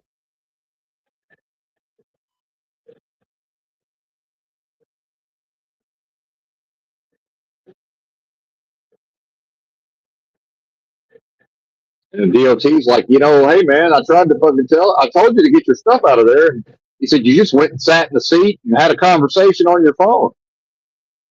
So now it's too fucking late. They already told your shit, partner.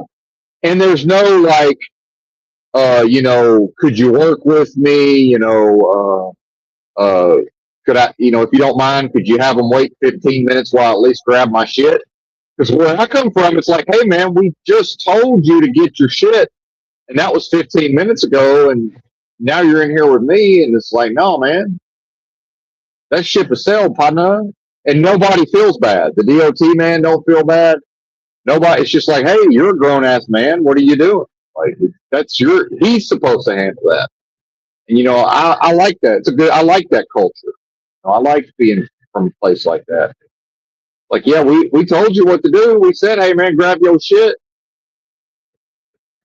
And meanwhile, it's his job to understand the words coming out of my mouth. So here's your citation for not understanding the words that are coming out of my mouth. And so they had to tow his rig because he probably just would have kept driving. And then so in the YouTube comments, they're basically like, well, why wasn't he arrested? And I'm thinking, well, probably by now he would be. Except, this was December 10th, and I don't think they were organized enough yet.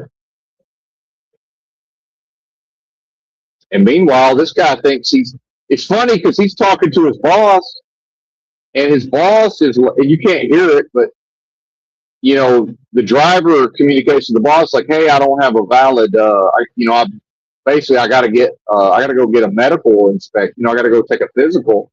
So the driver thinks he's going to just take a cab to a medical clinic and then so I think the owner's like, okay, we're going to Uber you from the fucking way station to a medical clinic. And so I think the driver actually thinks he's going to go get a DOT physical and just come back and still have his truck. And they're like, no, man, we took your shit. What are you talking about? Are you crazy? And this is America. And you can blame Democrats all you want. Well, Arkansas is like one of the number one states for voting for Trump. It's all of this foreign driver stuff.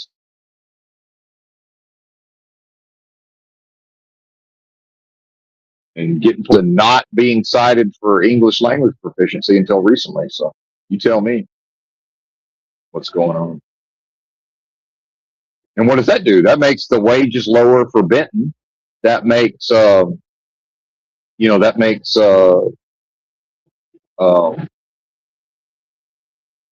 working conditions worse, right, than they otherwise would be.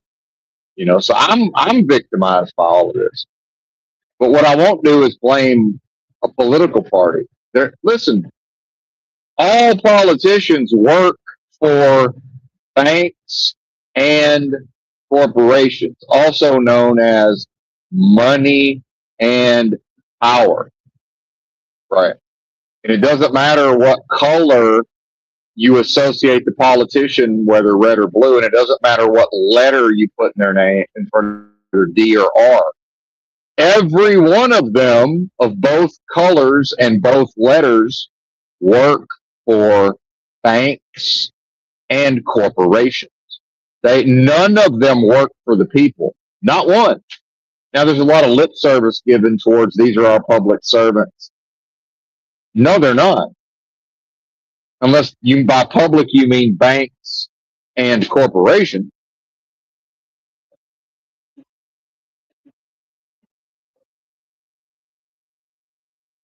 "101 to Des Moines, how about you?" How?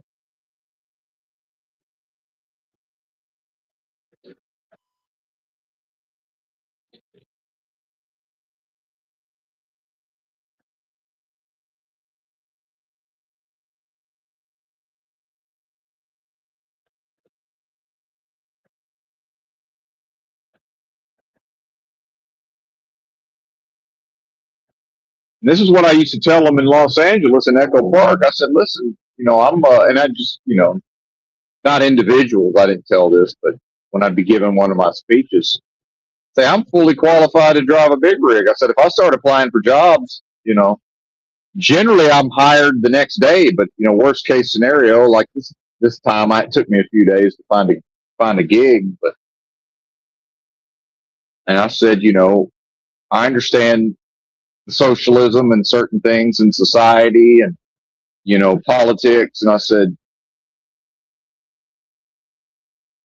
if you look at workers' rights and all of this, ultimately my only power in the situation is, will I work for a substandard wage under substandard conditions? And I said, what we found out is that the American people would rather have a dangerous driver from another country who's willing to work for less money under worse conditions and who's willing to break the law. That's what America prefers driving their trucks. And that's a fact, because that's what America has operated based on, right? That's what America chose that, not Biden's poopy diaper didn't choose that. Now, has Biden's poopy diaper been a mechanism to assist in the facilitation? Absolutely. But see, and this also perpetrates a falsehood. It further pushes forward a false idea that Americans can vote correctly, and then there won't be foreign truckers dangerously, endangering the public. That's simply not true. You can't vote your way into, okay, well, just the person who would endanger the public just never becomes the president, so everything's fine. That's not what's happened here. What's happened here is there's been a concerted, coordinated effort over decades to destroy the trucking industry in America, meaning to transform it into something of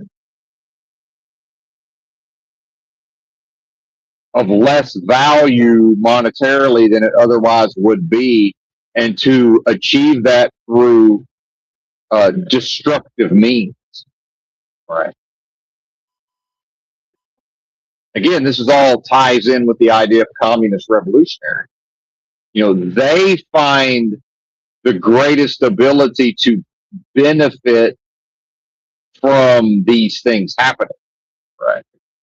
And meanwhile, so much propaganda has been directed at America over foreigners that even an Arkansan who believes themselves to be conservative will still tell you, oh, well, I have nothing against foreigners in this state. Like, they'll feel the need to sort of humanize the problem. But my thing is, look, just treat everybody the same, meaning whoever breaks the fucking law is a lawbreaker, and treat them like a lawbreaker. We don't need to worry about, can they speak? Hell, I can't speak proper English half the time. Like, yeah, can I understand it? Sure, but I'm sort of joking in a way too, but it's funny because it's true. But and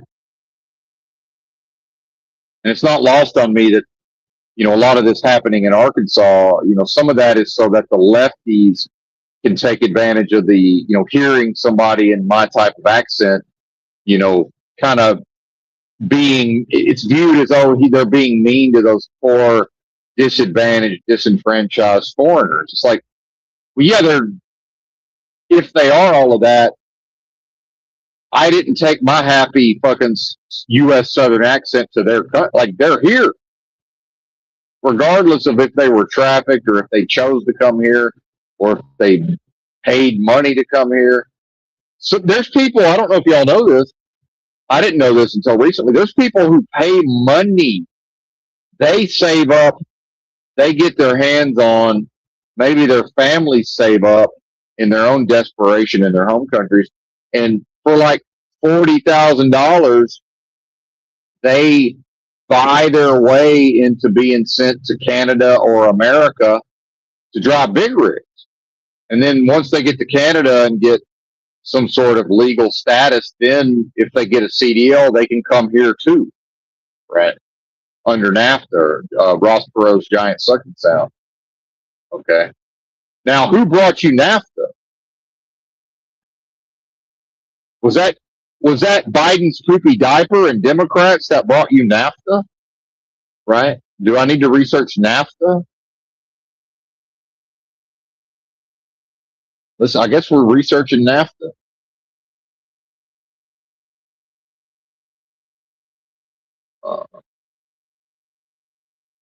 North American Free Trade Agreement.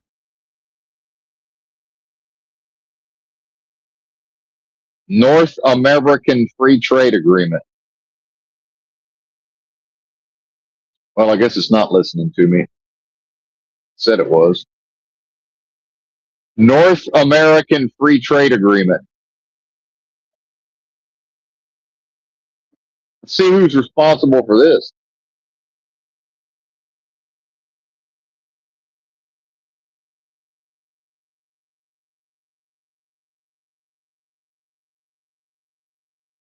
Well, Clinton was the president, 94.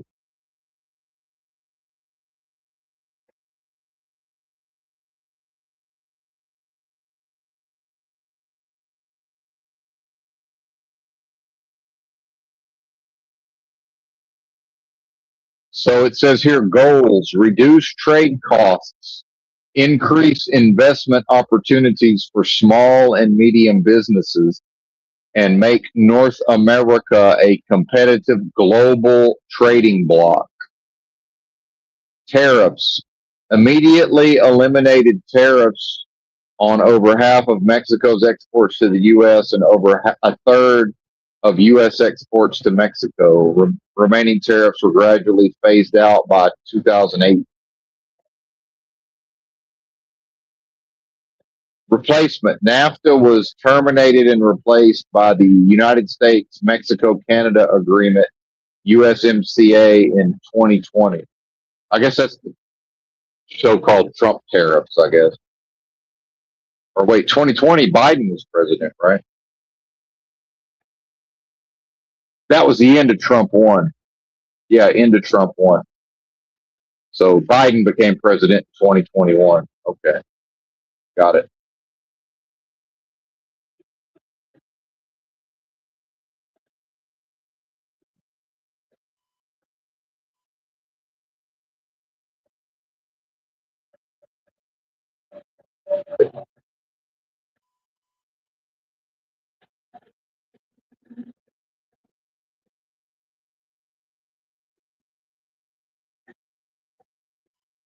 So I'm wondering if it got signed under George Herbert Walker. They said it started in 94.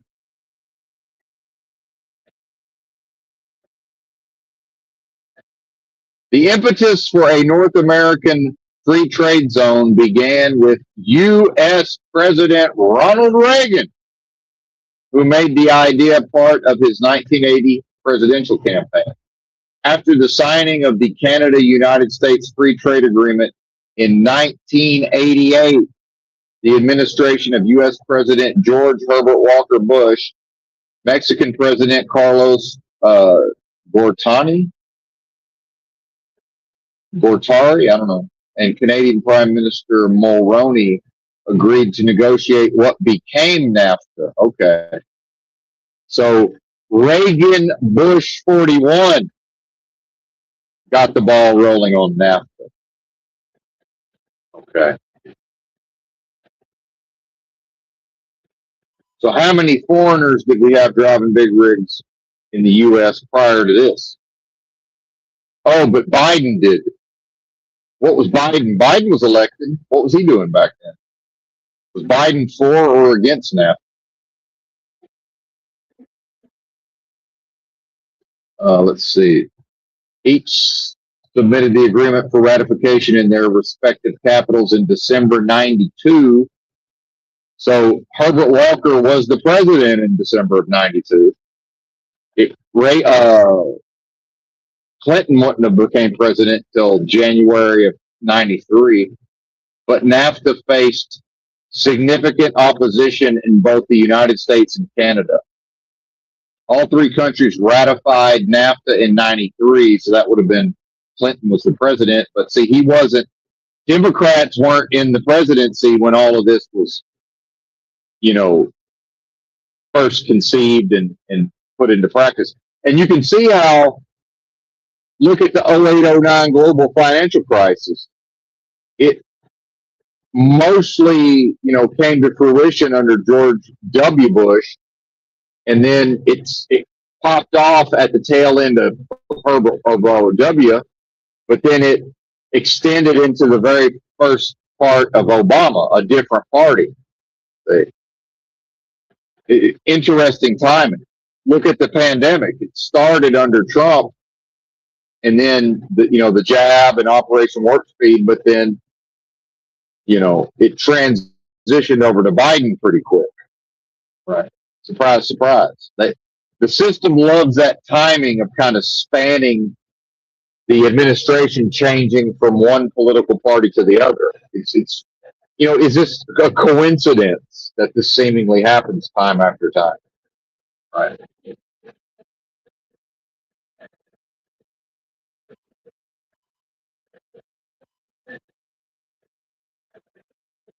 Even 9/11, 2001, September. You got a relatively new president. You've been president, January, February, March, April, May. Well, that's like 9 months, a little longer than I thought. So that's really not a good example.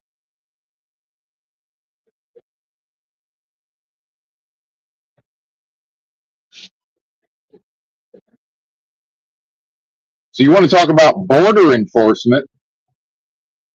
Passage of NAFTA resulted in the elimination of reduction of barriers to trade. Well, what's a barrier to trade? Two borders, one between the U.S. and Mexico, and one between the United States and Canada. That's a barrier to trade. It's a literal barrier, right?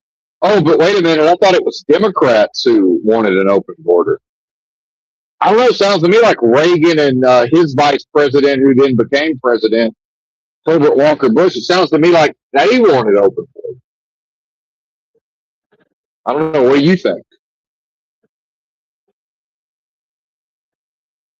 Or can we just accept that these politicians are a bunch of whores and they're just worried about themselves and their own power, and they'll serve whatever they got to serve to keep accessing their power and prestige? Right. And what was Donald Trump's politics in 1993? Was Donald Trump a Republican in 1993? Was he for NAFTA in 1993? I don't know. Somebody would have asked him, I'm sure. He was a public figure at the time. What were his thoughts on the matter back then? Probably find out.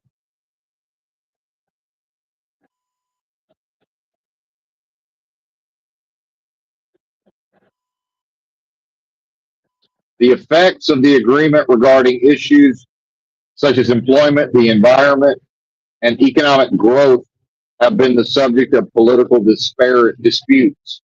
Most economic analyses indicated that NAFTA was beneficial to the North American economies and the average citizen, but harmed a small minority of workers in industries exposed to trade competition, like long haul truck driving. I added that part.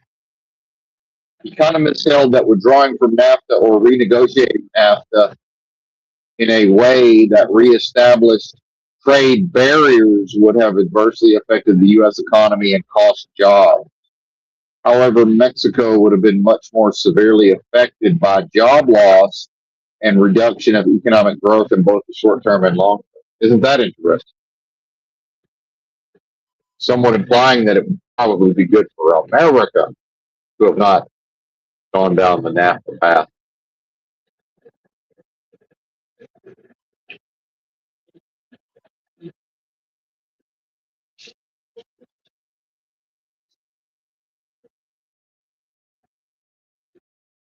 I get to the part where how can Republicans good and Democrats bad solve the problems? Because after U.S. President Donald Trump took office in January 2017, that was first term, he sought to replace NAFTA with a new agreement beginning negotiations with Canada and Mexico. In September 2018, the U.S., Mexico, and Canada reached an agreement to replace NAFTA with the United States, Mexico, Canada Agreement, USMCA, and all three countries had ratified it by March 2020. NAFTA remained in force until USMCA was implemented. In April 2020, Canada and Mexico notified the U.S. that they were ready to implement the agreement. The USMCA took effect July 1st, 2020, replacing NAFTA. So it says here, negotiation, signing, ratification, and revision, 88 to 94. Republicans, Reagan, Bush, tiny little bit of Clinton, 93, 94. 88, Republican, 89, Republican, 90, Republican, 91, Republican, 92, Republican.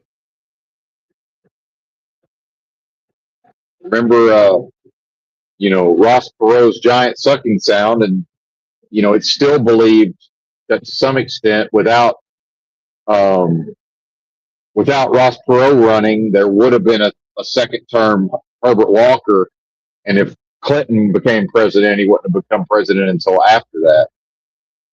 Now, whether or not that would have happened, we don't know. But if we're going to apply Republican good, Democrat bad, see.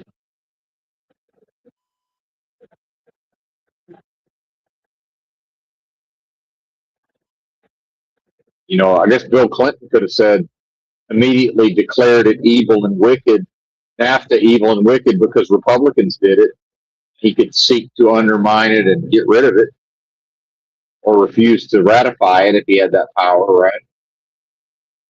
That didn't happen because it's what the system wanted.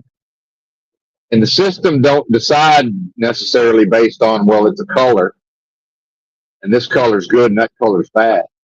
That's crazy. Might as well just join a gang at that point. You set tripping out here with the red and the blue.